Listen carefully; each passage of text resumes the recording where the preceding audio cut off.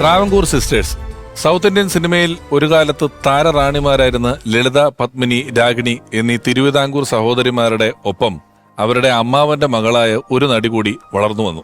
അവർ പിന്നീട് ദക്ഷിണേന്ത്യൻ സിനിമയിലെ തിരക്കുള്ള ഒരു അഭിനേത്രിയായി മാറി. നൃത്തവേദിയിൽ നിന്നും വെള്ളിത്തിരയിലേക്ക് എത്തിയ ആ മലയാളി പെൺകുട്ടിക്ക് ആദ്യം അവസരമൊരുക്കിയത് തമിഴ് സിനിമാവേദിയായിരുന്നു. ഒരു ഇരവ് എന്ന തമിഴ് ചിത്രത്തിലൂടെ ക്യാമറയിലേക്ക് പകർത്തപ്പെട്ട ആ പെൺകുട്ടി പിന്നീട് ദക്ഷിണേന്ത്യൻ സിനിമയുടെ അവിഭാജ്യ ഘടകമായി മാറി. അന്നും ഇന്നും അത്രയധികം ആർക്കും എത്തിപ്പിടിക്കാൻ പറ്റാത്ത 2500ഓളം സിനിമകൾ എന്ന റെക്കോർഡിലേക്കാണ് പിൽക്കാലത്ത് ആ നടി നയിക്കപ്പെട്ടത്. മലയാളം, തമിഴ്, തെലുങ്ക്, കന്നഡ, ഹിന്ദി മുതൽ ബംഗാളി സിനിമയിൽ വരെ ഓരോ മലയാളിയുടെയും അഭിമാനമായി മാറിയ മഹാനടി. മികച്ച സഹനടിക്കുള്ള ദേശീയ, സംസ്ഥാന പുരസ്കാരങ്ങളും കലൈമാമണി മുതൽ പത്മശ്രീ വരെയുള്ള പരമോന്നത ബഹുമതികളും ഭാഷാതീതമായി സമ്മാനിക്കപ്പെട്ട മഹാപ്രതിഭ. മലയാള സിനിമയുടെ ബാല്യവും കൗമാരവും യൗവനവും കണ്ട അത്യപൂർവമായ ഒരു അമ്മ നക്ഷത്രം. ആയിരക്കണക്കിന് സ്ത്രൈണഭാവങ്ങൾ അനശ്വരമാക്കി 11 വർഷങ്ങൾക്ക് മുമ്പ് ഒരു മാർച്ച് മാസത്തിൽ നമുക്കരികിൽ നിന്നും അണഞ്ഞുപോയ ഓർമ്മയിൽ എന്നും സുകുമാരി അമ്മ. മരിക്കുമ്പം എന്തെങ്കിലും അസുഖം ഉണ്ടായിരുന്നോ രാഘവ മാസ്റ്ററിന്? ഇതാണ് ഇംഗ്ലീഷ് ഡാൻസ്. ഈ സാറിന് എന്റെ മോനാവാനുള്ള പ്രായമേ ഉള്ളൂ. മോനെ, അസ്സലാമു അലൈക്കും. എന്ത് കുരുത്തക്കാട് വേണമെങ്കിലും നിങ്ങൾ കാണിച്ചോ, ഐ ഡോണ്ട് മൈൻഡ്. അങ്ങയുടെ പാദസ്പർശം കൊണ്ട് ഈ വീട് ഭാഗ്യം ചെയ്ത വീടായി. ലോകത്തിന്റെയും പാലത്തിന്റെയും കാര്യം ശലോമോൻ വിശദമായി അറിയണ്ടെന്ന് കരുതിയ അവന് പുറത്തേക്ക് അയച്ചത്. ഈ നേരത്താണോ റിപ്പയർ? മണി എത്രയെന്ന് അറിയാമോ? അരുൺ ദുബായിലാണെന്നല്ലേ പറഞ്ഞത്? I have been there for few hours. Chinnamma പറയുന്നു നുണയാണെന്ന് നാട്ടുകൂട്ടത്തിന് വിശ്വസിക്കേണ്ടിയിരിക്കുന്നു.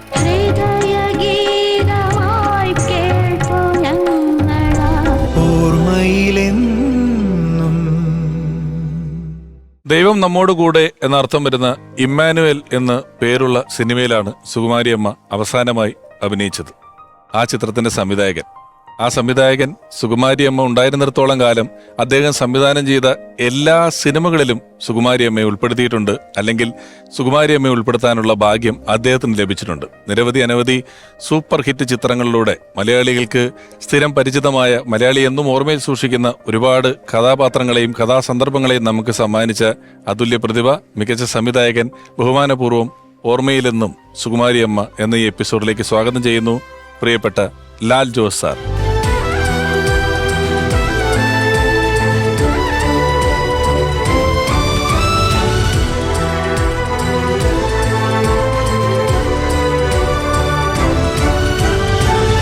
സാർ, സ്വാഗതം ഓർമ്മയിലെന്നും സുകുമാരിയമ്മ എന്ന ഈ പരമ്പരയിലേക്ക്. ഞാനിപ്പം ആമുഖത്തിൽ പറഞ്ഞു, ഇമ്മാനുവൽ എന്നതാണ് സുകുമാരിയമ്മയുടെ അഭിനയിച്ച മലയാളത്തിലെ അവസാന ചിത്രം.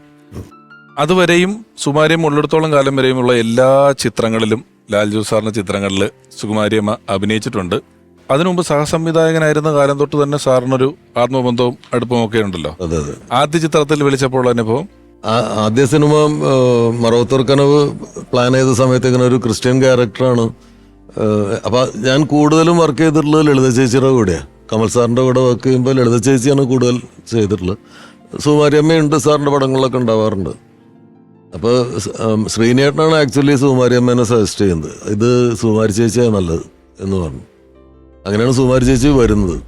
ആ സിനിമ ഷൂട്ടിംഗ് തുടങ്ങുന്ന ദിവസം സുകുമാരിയമ്മക്ക് ശരിക്കും വർക്കില്ല. പക്ഷെ പുള്ളിക്കാർ അടുത്തവിടെ വേറൊരു സിനിമയുടെ ഷൂട്ടിംഗ് കഴിഞ്ഞിട്ട് നമ്മുടെ ലൊക്കേഷനിലേക്ക് വന്നു.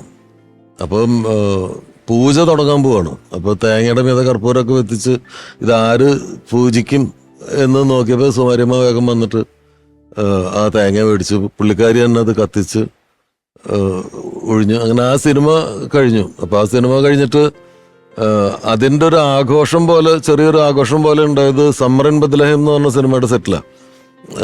സിയാദ് കോക്കർ സാറിൻ്റെ തന്നെ അടുത്ത സിനിമയാണത്. അപ്പോൾ അതിൻ്റെ സെറ്റിലേക്ക് എന്നെയും ബിജു മേനോനെയൊക്കെ വിളിപ്പിച്ചു. എന്നിട്ട് അവിടെ ഒരു ചെറിയ പാർട്ടി പോലെയൊക്കെ ഉണ്ടായിരുന്നു. അപ്പം അതിൻ്റെ വൈഫും മോളും എൻ്റെ കൂടെ ഉണ്ടായിരുന്നു. അന്ന് സുകുമാരി ചേച്ചി അവളെ വിളിച്ച് കുറേ ഉപദേശിച്ചു. കാരണം ഈ സിനിമ ഓടി ഇനി ഇവൻ്റെ തിരക്കാവും, അപ്പോൾ ഒരു സംവിധായകന്റെ ഭാര്യ ശ്രദ്ധിക്കേണ്ട കാര്യങ്ങൾ എന്തൊക്കെയാണ് അങ്ങനെ ഒരു ചെറിയ ഭാര്യയാണ് ആദ്യം. പക്ഷെ അടുത്ത സിനിമ തുടങ്ങുന്ന സമയത്ത് അതിലും സുകുമാരി ചേച്ചിക്ക് ഒരു റോള് വന്നു, ബിജുവിന്റെ അമ്മയായിട്ട്. ചെറിയ ചന്ദന ഒതുക്കന്തിക്കില്ല, അത് അതിലും ചെറിയ ക്യാരക്ടറാണ്.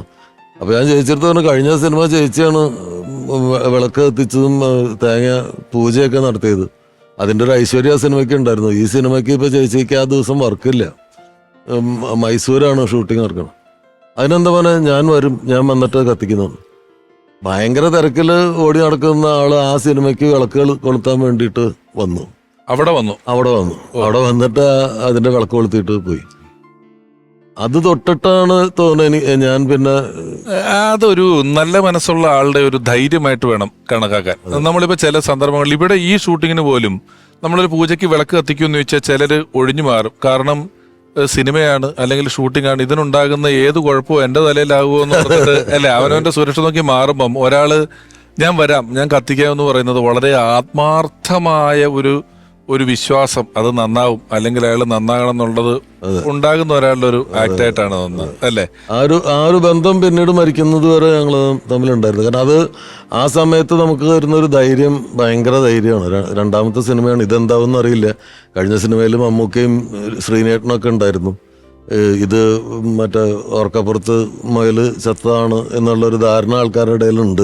അപ്പൊ അങ്ങനെ തുടങ്ങുന്ന ഒരു സിനിമയിൽ സുകുമാരി ചേച്ചിയെ പോലെ സീനിയർ ആയിട്ടുള്ള ആർട്ടിസ്റ്റ് വന്നിട്ട് ഞാൻ വന്ന് വിളക്ക് എത്തിച്ചോളാം എന്ന് പറഞ്ഞപ്പോൾ അത് തന്നൊരു ആത്മവിശ്വാസം ഭയങ്കരമായിരുന്നു.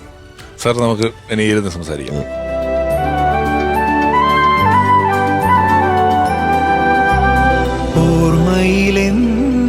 അതിനുശേഷം എല്ലാ സിനിമകളിലും ലാൽജോ സാറിന്റെ സിനിമകളിൽ സുകുമാരി അമ്മയുണ്ട്. എനിക്ക് തോന്നുന്നു വീണ്ടും നമ്മൾ ചാന്തുവട്ടിലേക്ക് എത്തുമ്പോൾ അതിലെ ഏറ്റവും പോപ്പുലർ ആയിട്ടുള്ള ആഴക്കടലിന്റെ എന്ന് പറയുന്ന ഒരു പാട്ട് സീൻ സുകുമാരിയമ്മ ഒരു താരാട്ടായിട്ട് പാടുന്നതായിട്ടാണ് ആ സിനിമയിലും ചിത്രീകരിച്ചു വെച്ചിരിക്കുന്നത്. ഹീറോയുടെ മുത്തശ്ശിയായിട്ട് അഭിനയിക്കുന്ന കഥാപാത്രങ്ങള് നമ്മുടെ കഥാപാത്രമായി മാറുന്നതിന് ഏത് വേഷവും ചേരുന്ന ഒരാളായിട്ട് പലപ്പോഴും നമുക്ക് സുകുമാരിയമ്മയെ തോന്നുന്നുണ്ട് അല്ലേ? ഭയങ്കര വേഴ്സറ്റൈലായിരുന്നു, ഭയങ്കര എനർജി ഉണ്ടായിരുന്നു അവർക്ക്. എനിക്ക് തോന്നുന്നു ഇപ്പൊ ക്യാരക്ടേഴ്സ് അവർക്ക് രൂപത്തിലൊന്നും വലിയ മാറ്റമൊന്നും വരുത്താൻ പറ്റില്ലല്ലോ, അല്ലെങ്കിൽ ഭയങ്കര രൂപവ്യത്യാസമൊക്കെ വരുത്തിയിട്ട് വ്യത്യസ്ത കഥാപാത്രം അങ്ങനെയൊന്നുമില്ല. അവരൊരു കുറി തൊട്ടാൽ ഒരു ഹിന്ദു വീട്ടമ്മയാണ്. പട്ടാളത്തിലെ ഒക്കെ അമ്മ വരുന്നത് തനി അമ്മയാരാണ് അവിടെ നിന്ന് വരുന്നത്. എങ്ങനെ വേണമെങ്കിലും മാറാൻ കഴിയുന്ന ഒരു ഗ്രേസ് അവർക്കുണ്ടായിരുന്നു. പിന്നെ ക്യാരക്ടർ എന്ന് പറഞ്ഞു കഴിഞ്ഞാൽ അത് എന്ത് ദുഷ്ടകഥാപാത്രമാണെങ്കിലും എന്ത് വൾഗറായിട്ടുള്ള ക്യാരക്ടർ ആണെങ്കിലും ഒന്നും ചെയ്യാനൊരു മടിയില്ല. അത് അവരുടെ ഒരു പ്രൊഫഷനെ അത്രയും സിൻസിയറായിട്ട് ആരാധിച്ചിരുന്ന ഒരാളാണ്. ഇത്രയും ആസ്വദിച്ച് ജോലി ചെയ്യുന്ന ഒരാളെ ഞാൻ കണ്ടിട്ടില്ല. അതുപോലെ തന്നെ സെറ്റുകള് അവർക്കൊരു വീട് പോലെയാണ്. ആ സെറ്റിലുള്ള എല്ലാ ആൾക്കാരും അവരുടെ മക്കളാണെന്നുള്ളൊരു ധാരണയുണ്ടായിരുന്ന ഒരാളാണ്. ആ സിനിമയ്ക്ക് വേണ്ടിയിട്ട് പ്രാർത്ഥിക്കുക. ഇത് ചിലപ്പോൾ ഒരു സ്ഥലത്തൊക്കെ നമ്മൾ കാണുമ്പോൾ ചിലപ്പോൾ ഇത് വെറുതെ മസ്കടിക്കാൻ വേണ്ടിയിട്ട് അല്ലെങ്കിൽ ആളുകളെ സൂചിപ്പിക്കാൻ വേണ്ടി ചെയ്യണം. പക്ഷെ ഞാൻ വർക്ക് ചെയ്തിട്ടുള്ള എല്ലാ സിനിമയിലും, നമ്മൾ അസിസ്റ്റൻ്റായിട്ട് വർക്ക് ചെയ്യുന്ന സിനിമയിൽ രാവിലെ അവിടെ അടുത്തുള്ള അമ്പലത്തിൽ പോവും, ഈ സിനിമയുടെ പേരിൽ വഴിപാട് നടത്തും, അതിൻ്റെ ഡയറക്ടറുടെ പേരിൽ പൂജയ്ക്ക് കൊടുക്കും, എന്നിട്ട് അതിൻ്റെ പ്രസാദമായിട്ട് അന്ന് അവർക്ക് വർക്ക് ഉണ്ടെങ്കിലും ഇല്ലെങ്കിലും ലൊക്കേഷനിൽ വരെ എല്ലാവർക്കും ആ പ്രസാദം കൊടുക്കും. അത് അവർക്ക് ആ സിനിമയോടുണ്ടായിരുന്ന ശരിക്കുള്ള സ്നേഹം കൊണ്ടാണല്ലോ. അതായത് ആരെങ്കിലും സന്തോഷിപ്പിക്കാനോ അല്ലെങ്കിൽ അടുത്തൊരു പടം കിട്ടുന്നതിന് വേണ്ടിയിട്ടോ അങ്ങനെയൊന്നുമല്ല. അവർക്ക് സിനിമയോട് അത്രയും സ്നേഹമാണ്. നമ്മൾ ചില അമ്മമാരോട് ഏത് മക്കളെയാണ് കൂടുതൽ ഇഷ്ടം എന്ന് ചോദിച്ചാൽ വലിയ പാടാ. അവർക്ക് എല്ലാവരും ഒരുപോലെയാണെന്ന് പറയുന്നതല്ലേ. സുകുമാരി അമ്മയൊക്കെ എനിക്ക് തോന്നുന്നത് ഈ ലൊക്കേഷനിൽ അങ്ങനെ ഈ വലിപ്പച്ചെറുപ്പമില്ലാതെ എല്ലാവരെയും ഒരുപോലെ പരിഗണിച്ചിരുന്ന. തീർച്ചയായിട്ടും അത് ഞാൻ അവര് ജനുവിനാണെന്ന് തിരിച്ചറിയുന്നത് അതിനു മുമ്പ് ഞാൻ സിനിമയിലേക്ക് ജനിച്ചു വീണ ആളാണ് സുകുമാരി അമ്മ. അപ്പം കുറെ കാലം കൊണ്ട് സിനിമയുടെ നമ്മൾ പറയാറുള്ള ചില കാര്യങ്ങളൊക്കെ അടക്കമുള്ള ആളായിരിക്കും. അപ്പൊ ഇതിലൊക്കെ എത്രമാത്രം ആത്മാർത്ഥത ഉണ്ട് എന്നൊക്കെ നമ്മൾ ചിലപ്പോൾ വിചാരിക്കും. പക്ഷെ അങ്ങനെ അല്ല എന്നുള്ളതും ഞാൻ തിരിച്ചറിയുന്നത് ഈ ക്ലാസ്മേറ്റ്സ് എന്ന് പറഞ്ഞ സിനിമ ചെയ്യുന്നതിന് മുൻപ് ചേച്ചിക്കൊരു ഹാർട്ട് അറ്റാക്ക് വന്ന് ബൈപ്പാസ് ചെയ്തു. അപ്പോൾ അത് കഴിഞ്ഞിട്ട് ചെയ്യുന്ന ഏതോ ഒരു സിനിമ, അച്ഛനുറങ്ങാത്ത വീടാണ് തോന്നുന്നത്, അങ്ങനെ ഏതോ ഒരു സിനിമയിൽ ചേച്ചിയില്ല. ചേച്ചി സുഖമില്ലാതിരിക്കുന്നതുകൊണ്ട് വിളിച്ചാൽ വരുന്ന എനിക്കറിയാം. അപ്പോൾ ആ സമയത്ത് യാത്ര ചെയ്യാനൊന്നും പാടില്ല. അപ്പോൾ ഞാൻ വിളിച്ചില്ല അതിന്. അത് കഴിഞ്ഞിട്ട് ക്ലാസ്മേറ്റ്സിലേക്ക് ആ ക്യാരക്ടറിന് സുഖുവിൻ്റെ അമ്മയായിട്ടുള്ള ക്യാരക്ടറിന് വേണ്ടിയിട്ട് ഞാൻ വിളിച്ചു. അവർ വന്നു. അപ്പോൾ ചേച്ചി എത്തിയിട്ടുണ്ടെന്ന് പറഞ്ഞ് വേറൊരു വീട്ടിലാണ് മേക്കപ്പൊക്കെ ചെയ്യുന്നത്. ഞാൻ എവിടെ ഷൂട്ട് ചെയ്തുകൊണ്ടിരിക്കുക, ഷോട്ട് എടുത്തുകൊണ്ടിരിക്കുക. അത് കഴിഞ്ഞിട്ട് ഞാൻ ചേച്ചീനെ കാണാൻ വേണ്ടിയിട്ട് അവിടെ മേക്കപ്പ് ചെയ്തുകൊണ്ടിരിക്കുന്ന ചേച്ചീനെ കാണാൻ ഞാൻ ചെന്നപ്പോൾ എന്നെ കണ്ട ഉടനെ ഒറ്റ കരച്ചിലാണ്. ഏങ്ങി ഏങ്ങി കരയാണ്. അപ്പം എനിക്ക് എന്താ പറയണ്ടതെന്നറിയില്ല, എന്തിനാണ് കരയണതെന്ന് മനസ്സിലായില്ല. അതുകൊണ്ട് ഞാൻ സുഖമില്ലാണ്ട് കിടന്നപ്പോൾ, ഞാൻ സർജറി ചെയ്ത് കിടന്നപ്പോൾ എന്നെ കാണാൻ വരുമെന്ന് ഞാൻ പ്രതീക്ഷിച്ച ഒരേ ഒരാൾ നീയായിരുന്നു. നീ വന്നില്ല എന്ന് മാത്രമല്ല, അടുത്ത നീ സിനിമ തുടങ്ങിയപ്പോൾ എനിക്ക് റോളുണ്ടെങ്കിലും ഇല്ലെങ്കിലും നീ എന്നോട് പറയണ്ടേ നീ സിനിമ തുടങ്ങണമെന്നുള്ളത്. ഞാനും കരഞ്ഞു, ചേച്ചിയും കരഞ്ഞു. ഞാൻ ചെന്ന് കെട്ടിപ്പിടിച്ച് ഞാൻ സോറി പറഞ്ഞു. ഞാൻ പറഞ്ഞു ചേച്ചിക്ക് സുഖമില്ല, ഇങ്ങനെ ഒരു സർജറി കഴിഞ്ഞിരിക്കുകയാണ്, ഭയങ്കര ഇമോഷണൽ ആവും നമ്മൾ തമ്മിൽ കണ്ടു കഴിഞ്ഞാൽ, അതൊക്കെ പ്രശ്നം ഉണ്ടാന്ന് വിചാരിച്ചിട്ട് വരാതിരുന്നതാണ്. ആ സിനിമയിൽ ഞാൻ മനഃപൂർവ്വം വിളിക്കാതിരുന്നതാണ്, ചേച്ചീനെ സ്ട്രെയിൻ ചെയ്യിക്കണ്ടെന്ന് വിചാരിച്ചിട്ട്. ഇപ്പൊ ഞാൻ വിളിച്ചില്ലേ? അല്ലല്ല, ഞാനത് കരയുന്നു ഞാൻ വിചാരിച്ചില്ല. ഞാൻ നിന്നെ കണ്ടപ്പോൾ ഞാൻ കരഞ്ഞു പോയതാണ്. സോറി മാ. അതെ, അതെ, ഇത് ഒരു 1000-1500 പടം ആ സമയത്ത് കഴിഞ്ഞിട്ടുള്ള ഒരാളാണ്. അതെ അതെ, ആലോചിക്കണം. അല്ല, അതിൽ നിന്ന് ഒരാളായിട്ട് നമ്മളെ സെലക്ട് ചെയ്തു എന്ന് പറയുന്നത് തന്നെ വലിയൊരു അനുഗ്രഹമാണ്. അവര് എന്നും എനിക്കൊരു മദർ ഫിഗർ തന്നെയായിരുന്നു.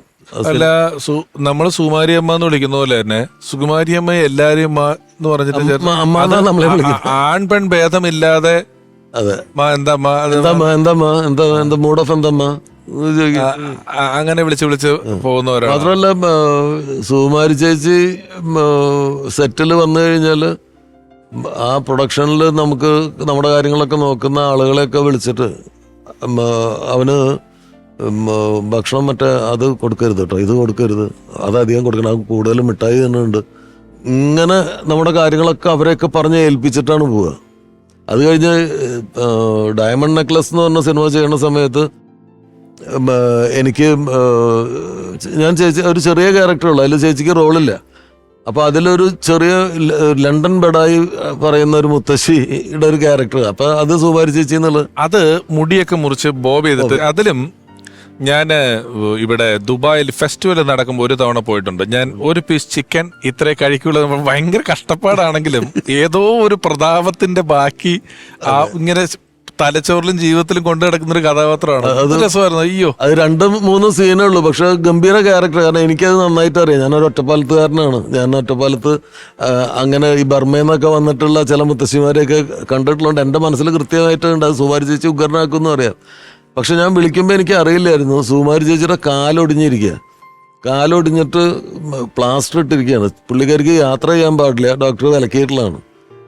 എനിക്കത് അറിയില്ലായിരുന്നു. പുള്ളിക്കാരി വന്നു, തിരുവനന്തപുരത്ത് നിന്ന് എവിടെ നിന്നാണ് വന്നിരിക്കുന്നത്.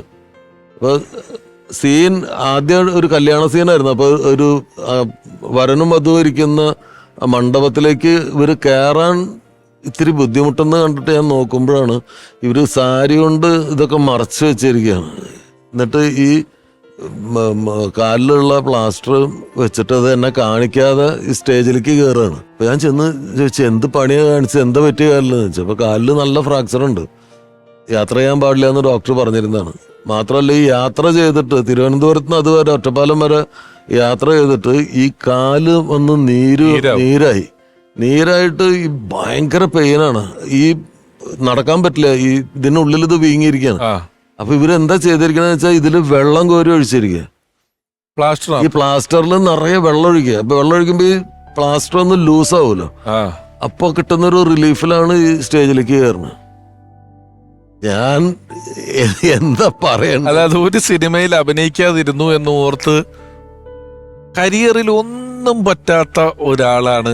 2 സീനേ ഉള്ളൂ, 2 സീനേ ഉള്ളൂ. ഞാൻ ചോദിച്ചത് 2 സീനേ ഉള്ളൂ ചേച്ചി. ഒരു കൊച്ചു ക്യാരക്ടർ, ഇന്ന് വന്നിട്ട് നാളെ പോണം, ഇത്രയും ഒരു സ്ട്രെയിൻ എടുക്കേണ്ട.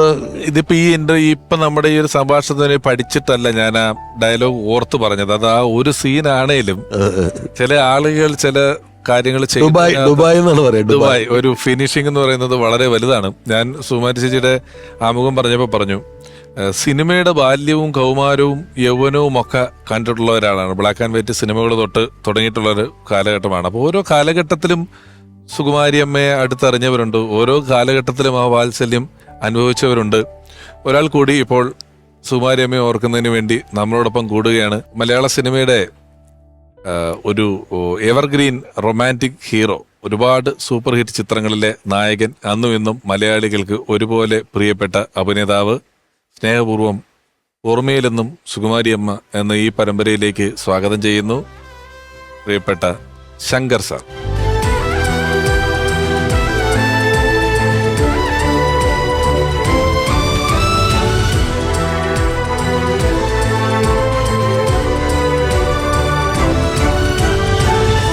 ശങ്കർ സാർ, സ്വാഗതം ഓർമ്മയിലെന്നും സുകുമാരി അമ്മ എന്ന് പറയുന്ന ഈ പരമ്പരയിലേക്ക്. ഒരു യാദൃശ്യമായ ഒരു സാമ്യത, മലയാളിയാണ് സുകുമാരി അമ്മയെങ്കിലും സുകുമാരി അമ്മ ആദ്യം ചെയ്തത് തമിഴ് സിനിമയാണ്. അവിടെ ഒരു വലിയ വിജയങ്ങൾ ഉണ്ടാക്കിയ ശേഷമാണ് മലയാളത്തിലേക്ക് വന്നത്. ശങ്കർ സാറും അതുപോലെ തന്നെയാണ്. ആദ്യത്തെ ഒരു സൂപ്പർ ഡൂപ്പർ ഹിറ്റ് എന്ന് പറയുന്നത് ഒരു തലൈ രാഗം എന്ന് പറയുന്ന തമിഴ് സിനിമയായിരുന്നു. എന്നിട്ടാണ് മലയാളത്തിലേക്ക് വരുന്നത്. എനിക്ക് ഒരുപാട് സിനിമകൾ നിങ്ങൾ ഒന്നിച്ചുണ്ടെങ്കിലും പൂച്ചയ്ക്കൊരു മൂക്കുത്തിയിലല്ലേ നമ്മുടെ വാതാപി ഗണപതി, അതിന്റെ മെലഡി വെർഷനും ഡിസ്കോ വെർഷനും ഒക്കെ ആയിട്ട് ചെയ്യുന്നില്ല. കണ്ണനെ കണ്ടു സഖി എന്ന് പറഞ്ഞ് പാടുന്നു, അതില് സുകുമാരി അമ്മ ഡാൻസ് കളിക്കുന്നു. ഇപ്പൊ ലാൽജോ സാറ് ഞങ്ങൾക്ക് പരിചയമുള്ളൊരു കാലഘട്ടത്തിലെ പറ്റി പറഞ്ഞു. ആ സമയത്തെ സുകുമാരി അമ്മ നിങ്ങളുടെ അടുത്തൊക്കെ ഈ പറഞ്ഞ പോലെയൊക്കെ തന്നെ ആയിരുന്നു 80കളുടെ ഒരു തുടക്കത്തിൽ? ഞാൻ ആദ്യമായിട്ട് സുകുമാരി ചേച്ചിയെ കാണുന്നത് കാട്ടുപോത്ത് എന്ന് പറയുന്ന ഒരു സിനിമയുടെ, അതിൽ മൗസാറും ഞാനുമാണ് അഭിനയിച്ചത്. അപ്പോൾ അന്ന് പീരിമേഡിലായിരുന്നു ഈ ഫിലിമിൻ്റെ ഷൂട്ടിംഗ്. അപ്പോൾ അവിടെ ചെന്ന് കഴിഞ്ഞപ്പോൾ, അന്നത്തെ കാലഘട്ടമല്ലേ, അപ്പോൾ എനിക്ക് മുറിയില്ല. അപ്പോൾ പ്രൊഡക്ഷൻ കൺട്രോളർ പറഞ്ഞു, സാർ മുറി ആയിട്ടില്ല. അന്ന് ഈ ഗസ്റ്റ് ഹൗസുകളിലൊക്കെയാണ് അവിടെ താമസിക്കുന്നത്, ഗവൺമെൻറ് ഗസ്റ്റ് ഹൗസുകളിലും.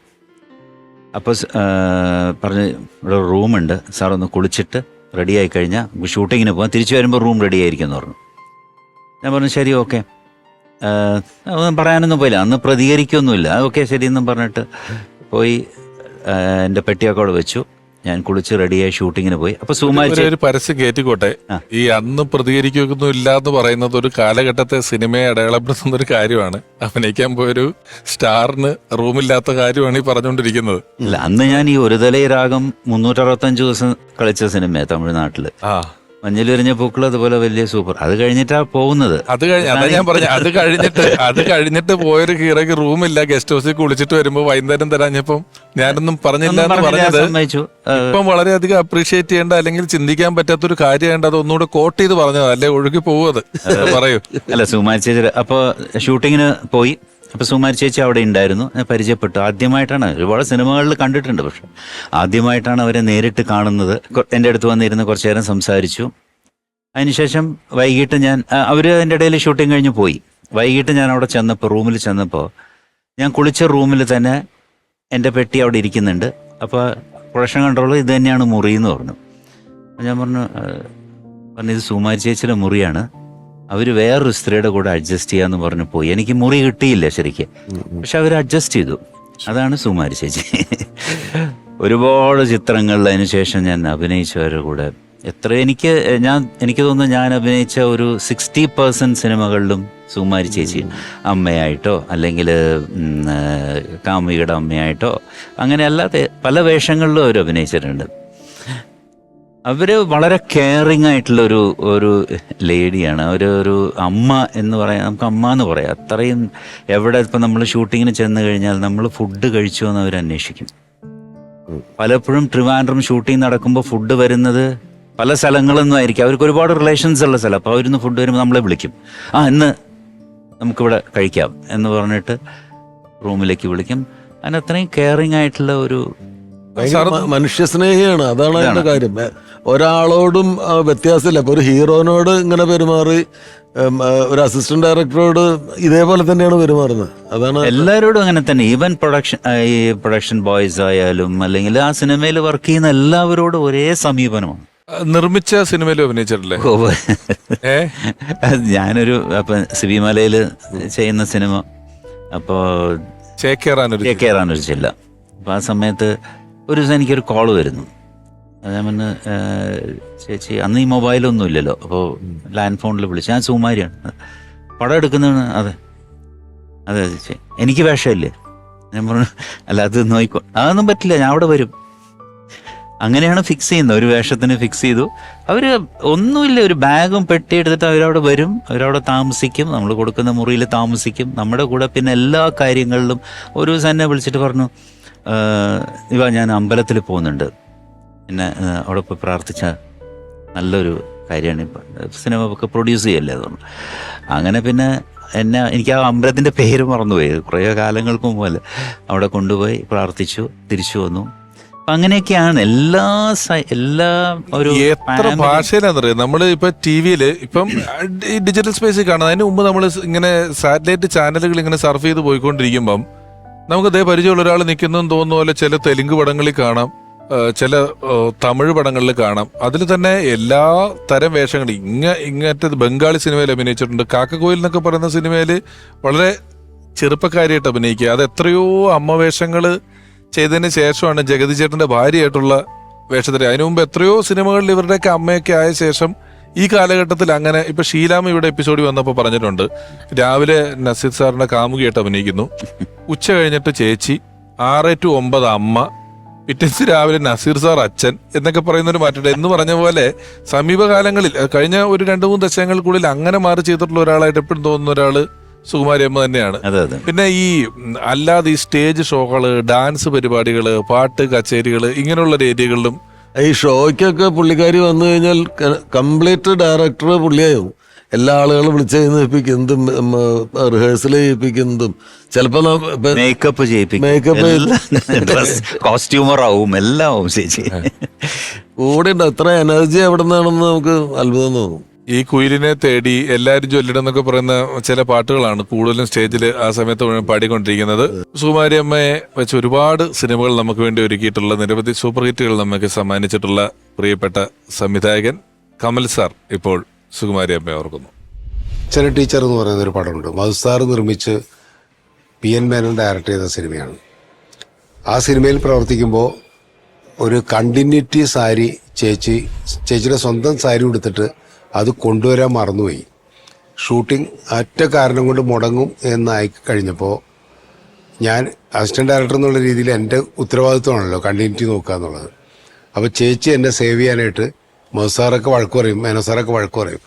അതുകൊണ്ട് ചേച്ചിയുടെ വീട്ടിൽ പോയി ആ സാരി തപ്പി എടുത്ത് കൊണ്ടുവന്ന് ആ ഷോട്ട് എടുക്കുന്നതിന് മുമ്പ് ആ കണ്ടിന്യൂറ്റി ഡ്രസ്സ് കൊണ്ടുവന്നൊരു ഓർമ്മ എൻ്റെ തുടക്കകാലത്ത് എനിക്ക് വല്ലാതെ എന്നെ സ്വാധീനിച്ച ഒരു ആർട്ടിസ്റ്റാണ്. ആ രീതിയിൽ ഒരു ആത്മബന്ധം തുടങ്ങിയത് അവിടെ നിന്നാണ്. പിന്നീട് വേറെയും സിനിമകളിൽ അസോസിയേറ്റ് ഡയറക്ടറായിട്ടൊക്കെ വർക്ക് ചെയ്യുമ്പോൾ സേതുമാ സാറിൻ്റെ സിനിമകളിലൊക്കെ സുകുമാരി ചേച്ചി പ്രധാന വേഷങ്ങളിൽ എന്ന് വെച്ചാൽ ആ സിനിമയിലെ തന്നെ ഏറ്റവും പ്രധാനപ്പെട്ട വേഷങ്ങളിലൊക്കെ അഭിനയിച്ചിട്ടുണ്ട്. ആരോരും അറിയാതെ അങ്ങനെയുള്ള സിനിമകളിൽ. ഞാൻ ഡയറക്റ്റ് ചെയ്തപ്പോഴും കുറേ സിനിമകളിൽ ചേച്ചി എൻ്റെ പടത്തിൻ്റെ ഭാഗമായിരുന്നു. എന്തായാലും സുകുമാരി ചേച്ചിയെ ഈ അവസരത്തിൽ ഓർക്കുമ്പോൾ വലിയ സന്തോഷവുമുണ്ട്. കാരണം ഈ പുതിയ തലമുറ ഒരുപക്ഷെ ചേച്ചിയെ മറന്നു തുടങ്ങിയിരിക്കുന്നു. ചേച്ചി മാത്രമല്ല, ചേച്ചിയുടെ കാലഘട്ടത്തിലുള്ള മഹാരഥന്മാരായിട്ടുള്ള കലാകാരന്മാരെയും കലാകാരികളെയും പുതിയ തലമുറ മറന്നുകൊണ്ടിരിക്കുന്ന ഈ കാലഘട്ടത്തിൽ ഇവരെയൊക്കെ ഇത്തരമൊരു പരിപാടിയിലൂടെ വീണ്ടും ഓർക്കുന്നു എന്ന് പറയുമ്പോൾ വളരെയധികം സന്തോഷമുണ്ട്. ചേച്ചിയുടെ ഓർമ്മകൾ എന്നും മലയാളിയുടെ മനസ്സിലുണ്ടാവട്ടെ എന്ന് പ്രാർത്ഥിക്കുന്നു. ഈ കമൽ സാറിന്റെ കൂടെ അസിസ്റ്റന്റ് ആയിരുന്ന സമയത്തും ഇഷ്ടംപോലെ സിനിമകൾ വർക്ക് ചെയ്തിട്ടില്ല. അപ്പം അതെ അതെ, ഏതൊക്കെയാണ്? പ്രാദേശിക വാർത്തകളിലുണ്ടായിരുന്നു തോന്നുന്നു. അതല്ലേ ആദ്യത്തെ സിനിമ, ആദ്യ അസിസ്റ്റന്റ് ആയിട്ട് ഇരുന്ന പടം ആയുഷ്കാലത്തിലുണ്ട്, മറ്റേ തൂവൽ സ്പർശത്തിലുണ്ടായിരുന്നു, ഉള്ളടക്കത്തില് ഒരു നേഴ്സ്, ഒരു ഈ എനിക്ക് വന്ന് നേഴ്സ് അല്ല, ഭ്രാന്തി അടിക്കുമ്പം റൂമിൽ ഇരുട്ടത്തിരിക്കുന്ന ഒരു മനോരോഗിയായിട്ടാണ്. അതെ, മനോരോഗിയായിട്ടുള്ള അമ്മ. അതില് കുറേ സിനിമകളുണ്ട്. വിഷ്ണു ലോകത്തിലുണ്ട്. ഈവൻ ഇങ്ങറ്റ അതിനൊക്കെ ഇപ്പൊ നമ്മൾ 2020 എന്ന് പറയുന്ന സിനിമയ്ക്കുള്ളിൽ അഭിനയിക്കുകയാണ്. ആദ്യം ഒരു വളരെ പാവം സ്ത്രീയായിട്ട് വന്ന് അഭിനയിച്ച ഒരു അപേക്ഷിച്ച് മമ്മൂക്കയുടെ ക്യാരക്ടറിനെ പറ്റിച്ച് കുറച്ച് കഴിയുമ്പം ഒരു നാടക നടിയായിട്ട് മാറുന്ന ഒരു കഥാപാത്രമാണ്. അതെല്ലാം എത്രയോ ഗംഭീരമായിട്ടാണ്. എനിക്ക് ഭയങ്കര അത്ഭുതം തോന്നി. നമ്മൾ ഒരിക്കലും തയ്യാറാവില്ല. ഞാനിപ്പോ എത്ര പൈസ തരാന്ന് പറഞ്ഞാലും ചിലപ്പോൾ നമ്മൾ ചെയ്യാൻ തയ്യാറാവില്ല. ചിരിയോ ചിരി എന്ന് പറഞ്ഞൊരു സിനിമ മേനോൻ സാറിൻ്റെ, ആ അതില് ബാലേന്ദ്ര മേനോനെയും മണിയമ്പിള്ള രാജുവിനെയും പറ്റിക്കുന്ന നടി സുകുമാരിയായിട്ടാണ് അഭിനയിച്ചിരിക്കുന്നത്. സ്വന്തം പേരില് അവരുടെ ഐഡന്റിറ്റി യൂസ് ചെയ്തിട്ട് ഒരു ദുഷ്ട കഥാപാത്രം ഇവന്മാര് അത് ദുഷ്ട, അല്ലെങ്കിൽ ആർക്കെങ്കിലും 10 ഉപകാരം ചെയ്യുന്ന ആളൊന്നും അല്ല. അല്ല, അത് സുകുമാരി ചേച്ചി ചെയ്ത്. എന്നിട്ട് ഞാൻ പിന്നീട് സുകുമാരി ചേച്ചിനെ പരിചയപ്പെട്ട് കണ്ട സമയത്ത് ചേച്ചി ചേച്ചി എന്ത് മണ്ടത്തരാണ് ചെയ്തത്, അതെന്താ അങ്ങനെ ചെയ്തത്? അതിനെന്താ എല്ലാവർക്കും അറിയാലോ നമ്മൾ അങ്ങനെയൊന്നും ചെയ്യില്ല എന്ന്. അത് സിനിമയല്ലേ, ഞാൻ സിനിമയില് സുകുമാരി ചേച്ചിയായിട്ടല്ലേ അഭിനയിക്കുന്നത്. അതൊന്നും ആ സുകുമാരി അല്ല ഈ സുകുമാരി എന്ന് എല്ലാവർക്കും അറിയാം. അപ്പൊ കുറച്ചൊരു ആ നിഷ്കളങ്കത കൊണ്ട് ചെയ്യുന്നതാണ് അതൊക്കെ. പിന്നീട് സിനിമ കണ്ടപ്പോ പുള്ളിക്കാർക്ക് തോന്നിയുണ്ടാവും ഒത്തിരി അബദ്ധമായിന്ന്. പക്ഷെ അതാണ് ഈ അത്ഭുതം തോന്നുന്നൊരു കാര്യം. ഇവർ ഇപ്പം നേരത്തെ ശങ്കർ സാറ് സിനിമ പ്രൊഡ്യൂസ് ചെയ്യുന്നെന്ന് പറഞ്ഞപ്പം അതെന്താ ഞാനില്ലേ എന്ന് അങ്ങനെ ചോദിക്കാനും പെട്ടിയെടുത്ത് വരാനും ഒക്കെ ഉള്ളൊരു മനസ്സെന്ന് പറയുന്നത്, ഇവർ ഇത്രയും പണം ചെയ്തിട്ടും ഞാനൊരു വലിയ ആളാണെന്നുള്ള ബോധ്യമില്ലാതാവുന്നത് കൊണ്ടായിരിക്കും അങ്ങനെ ചോദിക്കാൻ തോന്നുന്നതേ. അല്ലെ വേണേ വിളിക്കട്ടെ. അല്ല, ഈഗോ എന്ന് പറയുന്ന സംഗതി അവര് സിനിമ അഭിനയവും അല്ലെങ്കിൽ വ്യക്തി ജീവിതത്തിലും ഈഗോ പ്രോബ്ലം അവർക്ക് ഉണ്ടായതായിട്ട് ഞാൻ കണ്ടിട്ടില്ലേ. ഞാൻ എത്രയോ വർഷങ്ങൾ കണ്ടിട്ടുണ്ട്. ഒരു ഈഗോ ഇഷ്യൂ അവരെ അലട്ടുന്നത് എനിക്ക് ഒരിക്കലും തോന്നില്ല. അവര് സിനിമ തന്നെയാണ്. സിനിമയിൽ ജനിച്ച് സിനിമയിൽ ജീവിച്ച് സിനിമ ഇല്ലെങ്കിൽ ശ്വാസം മുട്ടി മരിച്ചു പോകുന്ന ഒരാളാണ്. നല്ല ചെറുപ്പത്തിലെ സിനിമയിൽ എത്തിയിട്ടുണ്ട്. 13 വയസ്സ് 14 ആയിരിക്കുമ്പോ നമ്മള് അവര് ചെറുപ്പകാലത്തൊക്കെ സിനിമ കണ്ടിട്ടില്ല. അല്ല, അവര് ഞങ്ങൾക്കൊക്കെ കുറെ കാര്യങ്ങൾ പറഞ്ഞു തരുമായിരുന്നു. ഈ പഴയ കഥകള് നമുക്കൊരു ഇൻട്രസ്റ്റ് ആണല്ലോ, അന്ന് നമ്മള് പുതിയ ആൾക്കാരല്ലേ സിനിമയിൽ. അപ്പോൾ പഴയ ആ ഷൂട്ടിംഗ് സമയത്ത് ഉണ്ടായിട്ടുള്ള കുറെ അനുഭവങ്ങള്, രാജ് കപൂറിന്റെ മറ്റേ പത്മിനി ചേച്ചി അഭിനയിക്കാൻ പോയ സമയത്ത് സുകുമാരി ചേച്ചി കൂടെ പോയിരുന്നു. അപ്പൊ ആ കഥകളൊക്കെ പറയാം, അവിടെ അവരെങ്ങനെയാണ് അതിന്റെ കുറെ ഈ പല സിനിമകളിലും ഈ ലളിതരാഗിണി പത്മിനിമാരൊക്കെ ഭയങ്കര ബിസി ആയിരുന്ന കാലത്ത് പറഞ്ഞു കേട്ടിട്ടുള്ളതുണ്ട്. നമുക്ക് ചേച്ചിയോട് ചോദിക്കുമ്പോൾ ചേച്ചി ചിരിച്ച് അതിന് മറുപടി പറയില്ല ഒരിക്കലും. ഇവരുടെ പല സിനിമകളിലും ഡാൻസ് സീക്വൻസുകളുണ്ടല്ലോ, ആ ഡാൻസ് ഇവരെ കണ്ട ഭയങ്കര സിമിലറാണ്. മേക്കപ്പ് ചെയ്ത് കഴിഞ്ഞാൽ അറിയില്ല. അപ്പം അല്ല, ലളിത ആണോ രാഗിണിയാണോ പത്മിനിയാണോ എന്നറിയില്ല, വലിയ സ്റ്റാർ ആയിരിക്കണ കാലത്ത് ക്ലോസ് ഷോട്ടിൽ മാത്രമാണ് അവർ ഡാൻസ് ചെയ്യുക. അത് വൈഡ് ഷോട്ടിൽ മുഴുവൻ സുകുമാരി ചേച്ചിയാണ്. അതെ, ശരിയാ. ഞാൻ കേട്ടില്ലേ, സുകുമാരി ചേച്ചിയാണ് വൈഡ് ഷോട്ടുകളിൽ അഭിനയിക്കുന്നത്. കാരണം അതേപോലെ ഡാൻസ് ചെയ്യും.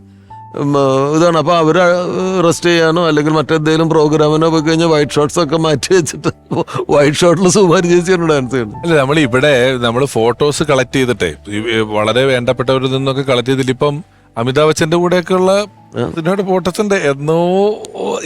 എന്നത്തെയോ അമിതാഭ് ബച്ചൻ അത് അവിടെ തൊട്ടുള്ള അഭിനയങ്ങളിൽ സുകുമാരി ചേച്ചി ഉണ്ട്. ഇപ്പം രാജു സാറ് പറഞ്ഞല്ലോ, ഒരു ക്രിസ്ത്യൻ അമ്മയുടെ വേഷമായിരുന്നു ആദ്യത്തെ സിനിമയിൽ എന്ന് പറയുന്നത്. അവിടെ നിന്നും നല്ല ഒരു തമിഴ് അമ്മയരായാലും ശരി, ഒരു തട്ടൊക്കെ എടുത്ത് തലയിലേക്ക് ഇട്ടിട്ട് നേരെ ഒരു മുസ്ലിം സ്ത്രീ ആയിട്ട് വന്നാലും ശരി, ഇതിനൊക്കെ പുറമെ ഈ ബോയിങ് ഒക്കെ പോലെയുള്ള പടത്തിൽ ഒരു ആംഗ്ലോ ഇന്ത്യൻ ഈ ഷർട്ടും ഡിക്കമ്മായി എന്നൊക്കെ പറയുന്ന കഥാപാത്രങ്ങളായിട്ട് വന്നാലും എല്ലാം ഞാൻ കേട്ട ലാലേട്ടന്റെ ഷർട്ടും കണ്ട് മേടിച്ചിട്ടിട്ടാണ് ആ പടം ചെയ്തിട്ടില്ല എന്നൊക്കെ ഞാൻ എവിടെയോ വായിച്ചിട്ടുണ്ട്. ഭയങ്കര എനർജിയാണ് സുകുമാരി ചേച്ചി. ഞാൻ പറഞ്ഞ മാതിരി ആ പൂച്ചക്കൊരു മൂക്കുത്തിയില് ആ സോങ്ങിലൊക്കെ എന്താ നമുക്കൊന്നും കൂടെ ഒന്നും ചെയ്യാൻ പറ്റില്ല, അത്ര എനർജിയാണ്. ഒരാളെ കൂടെ ഞാനിപ്പോൾ സുകുമാരി അമ്മയെ ഓർക്കുന്നതിന് വേണ്ടി ഇങ്ങോട്ട് ക്ഷണിക്കുകയാണ്. വളരെ മികച്ചൊരു കഥാപാത്രം സുകുമാരി അമ്മയ്ക്ക് സമ്മാനിച്ച ഒരാൾ.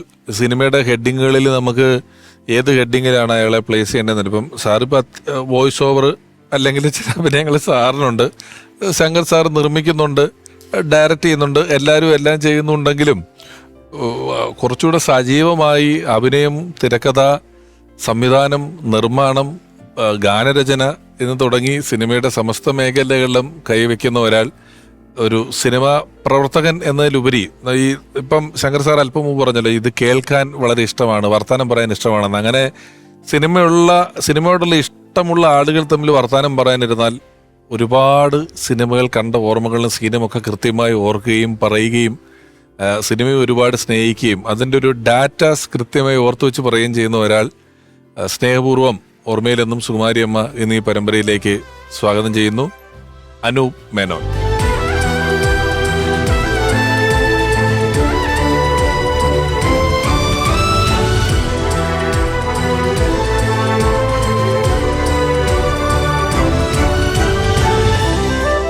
അനുവേട്ട സ്വാഗതം ഓർമ്മയിലെന്നും സുകുമാരിയമ്മ എന്നീ പരമ്പരയിലേക്ക്. ഞാൻ വിളിച്ചപ്പോൾ ഒരാമുഖമായിട്ട് എന്നോട് പറഞ്ഞത് ഏതെങ്കിലും ഒരു സിനിമയിലല്ല സിനിമയ്ക്കകത്തും പുറത്തുമായ ഒരു വലിയ ആത്മബന്ധം, അമ്മയെ പോലെ ഒരാളാണ് ഒരുപാട് നാളായിട്ടെന്ന്. ഇവരെല്ലാവരും പറയുന്നു. നമുക്ക് സിനിമയിൽ തന്നെ ഒരുപാട് പേർക്ക് അങ്ങനെ ഒരു മാതൃത്വത്തിന്റെ ഭാവമായിട്ടാണ് എപ്പോഴും സുകുമാരിയമ്മയെ അറിയുന്നതും കാണുന്നതുമെല്ലാം. എങ്ങനെയായിരുന്നു നിങ്ങളുടെ ഒരു ആത്മബന്ധത്തിന്റെ തുടക്കം? അല്ല, പിഷു പറഞ്ഞ പോലെ ഇപ്പൊ ലാൽചേട്ടൻ നോക്കുമ്പോൾ ലാൽചേട്ടൻ്റെ ഏറ്റവും അടുത്ത ആളായിരിക്കും സുകുമാരിയമ്മ. ശങ്കരേട്ടൻ നോക്കുമ്പോൾ അങ്ങനെ ആയിരിക്കും, ലാലേട്ടൻ നോക്കുമ്പോൾ അങ്ങനെ ആയിരിക്കും. അപ്പോൾ ഇത് പരിചയപ്പെടുന്ന എല്ലാവരെയും സ്വന്തമാക്കുകയും അവർക്ക് സ്വന്തമാണെന്ന് തോന്നുകയും ചെയ്യുന്ന ഒരു അപൂർവ വ്യക്തിത്വമാണ് അത്. ഞാൻ സുകുമാരിയമ്മയായിട്ടുള്ള ഇത് കാണുന്നത് സ്വപ്നം എന്നുള്ള സീരിയലാണ്. അപ്പം ഞാൻ ഒരു സിനിമ പൊട്ടി സിനിമയിൽ നിന്നാണ് പോയ ഏകദേശം ഒറ്റപ്പൊട്ടലിൽ തന്നെ ഔട്ടായി എന്നുള്ള ലെവലിൽ നിൽക്കുന്ന 2001 അന്നൊക്കെ അങ്ങനെയാണല്ലോ. പ്രത്യേകിച്ച് നായകനായി വരുന്ന സിനിമ പൊട്ടുന്നതോടുകൂടി ഇവൻ രാശിയില്ലാത്തവനാണെന്ന് പറയും. അങ്ങനെ സീരിയലിലെത്തി അത്യാവശ്യം അവിടെ മതി, ഇനി ഒരു തരത്തിൽ ഞാൻ സിനിമയിലേക്ക് ഇല്ല എന്ന് വിചാരിച്ചിരിക്കുന്ന സമയത്താണ് ഈ സ്വപ്നം എന്ന് പറഞ്ഞ സീരിയൽ വരുന്നത്. അപ്പം അവിടെ വെച്ചിട്ടാണ് സുകുമാരിയമ്മയെ കാണുന്നത്. അപ്പം ഞാൻ ഭയങ്കര റെക്ലൂസാണ്. ഞാൻ ആദ്യം ആൾക്കാരുടെ അടുത്തും മിണ്ടില്ല, കാരണം ഈ പൊട്ടലിൻ്റെ ഒരു ആഘാതം കഴിഞ്ഞിട്ടില്ല, അതിലങ്ങനെ നിൽക്കുക. ആ സമയത്ത് സുകുമാരിയമ്മ, ഞാനതിൽ എഡ്വേർഡ് എന്നുള്ളൊരു ആംഗ്ലോ ഇന്ത്യൻ ക്യാരക്ടറാണ് ചെയ്യണം. അപ്പം അതിലെനിക്കൊരു ഇത് വെക്കണം, ഈ ലെൻസ്. അപ്പം ഇത് ഭയങ്കര ഇറിറ്റേറ്റിംഗ് ആണ് ഈ സാധനം. കാരണം ഇന്നത്തെ പോലെ ഇത്രയും ഏറ്റവും സോഫിസ്റ്റിക്കേറ്റഡ് ലെൻസസ് ഒന്നും അന്നില്ല. അന്ന് കണ്ണി വെച്ച എരിയും ചിലപ്പോൾ പൊള്ളും, അങ്ങനത്തെ മാതിരി ലെൻസ്. അപ്പം ഞാനിങ്ങനെ ക്രിബിങ് ആണ് ഇതിനെക്കുറിച്ച്. അപ്പോൾ ഒരു ദിവസം അന്നൊന്നും അത് എൻ്റെ അമ്മയായിട്ടാണ് അഭിനയിക്കുന്നത് അതിൽ. അത് നമ്മുടെ ബോയിങ്ങിലെ പോലത്തെ ഒരു ആംഗ്ലോ ഇന്ത്യൻ ക്യാരക്ടറാണ്. അപ്പം നമുക്കിതുണ്ട്, നമുക്ക് റെവറൻസും റെസ്പെക്റ്റും ഒക്കെ ഉണ്ട്. പക്ഷെ അറ്റ് ദ സെയിം ടൈം എനിക്കിത് ഒരു ഭയങ്കര ഫ്രസ്ട്രേറ്റഡ് ആണ് എൻ്റെ മൊത്തം കാര്യങ്ങൾ. അന്ന് പുള്ളിക്കാരി ഒരു 3-4 ദിവസം കഴിഞ്ഞ് എന്നെ അടുത്ത് വിളിച്ച് എന്താ മോനെ പ്രശ്നം എന്ന് ചോദിച്ചു തുടങ്ങുന്ന ഒരു ബന്ധമാണ്. അന്ന് സുകുമാരിയമ്മ പറഞ്ഞ കാര്യങ്ങൾ പിന്നീട് ഒരു വലിയ വഴിവിളക്കായി നമുക്ക് കാലങ്ങളായി നിന്നിട്ടുണ്ട്. അത് അവരുടെ ജീവിതം കൊണ്ട് എനിക്ക് കാണിച്ചു തരികയും ചെയ്തിട്ടുണ്ട്. ഇപ്പം ലാൽചേട്ടൻ പറഞ്ഞ് ഞാൻ കേട്ടു, ആ കാലൊടിഞ്ഞ ഇതേ സമയത്താണ് അമ്മ ട്രിവാൻഡ്രം ലോഡ്ജിൽ അഭിനയിക്കാൻ വന്നത്. ട്രിവാൻഡ്രം ലോഡ്ജിൽ ഇതുപോലെയാണ്. നിന്റെ പടം തുടങ്ങിയല്ലേ, ഞാൻ എന്നാ വരേണ്ടത്, ഇതാണ് ചോദ്യം. അപ്പം ഈ സമയത്ത് കാലൊടിഞ്ഞിട്ടില്ല. അപ്പം ഞാൻ പറഞ്ഞു ഉണ്ട്, ജനാർദ്ദൻ ചേട്ടനും സുകുമാരിയമ്മയും അതിലത് പ്രധാന 2 ക്യാരക്ടേഴ്സാണ്. നിങ്ങളുടെ ലവ് സ്റ്റോറിയാണ് അതിൽ ഒരു ലവ് സ്റ്റോറി എന്ന് പറയുന്നത്. വരണം. അത് ആ കാലൊടിയിലാണോ എന്ന് എനിക്ക് അറിഞ്ഞു. ഇപ്രാവശ്യം കാലൊടിഞ്ഞിട്ടുണ്ട്, ഞാൻ അറിയുന്നില്ല. അപ്പോൾ ലോഡ്ജ് എന്ന് പറയുന്നത് ഫോട്ടോച്ചിലാണ് സെറ്റ് ഇട്ടിരിക്കുന്നത്. മേലെ കയറണം, 2 നില. അതിൻ്റെ മേലെയാണിത്. സുകുമാരിയമ്മ ഡെയിലി വന്ന് ഇതിൻ്റെ മണ്ടയിൽ കയറും. ഒരു 6-7 ദിവസം കഴിഞ്ഞ് വേദന സഹിക്കാൻ വയ്യാതെ ബോധം പോയി. അന്നാണ് ഞങ്ങളെല്ലാം അറിയുന്നത് ഇത് കാലൊടിഞ്ഞിരിക്കുകയാണെന്നുള്ളത്. ഇത് സ്വന്തം ജീവിതം കൊണ്ട് സിനിമയോട് എത്രമാത്രം അർപ്പണബോധം വേണം എന്ന് നമ്മളെ കാണിച്ചു തന്ന ഒരാളായിരുന്നു.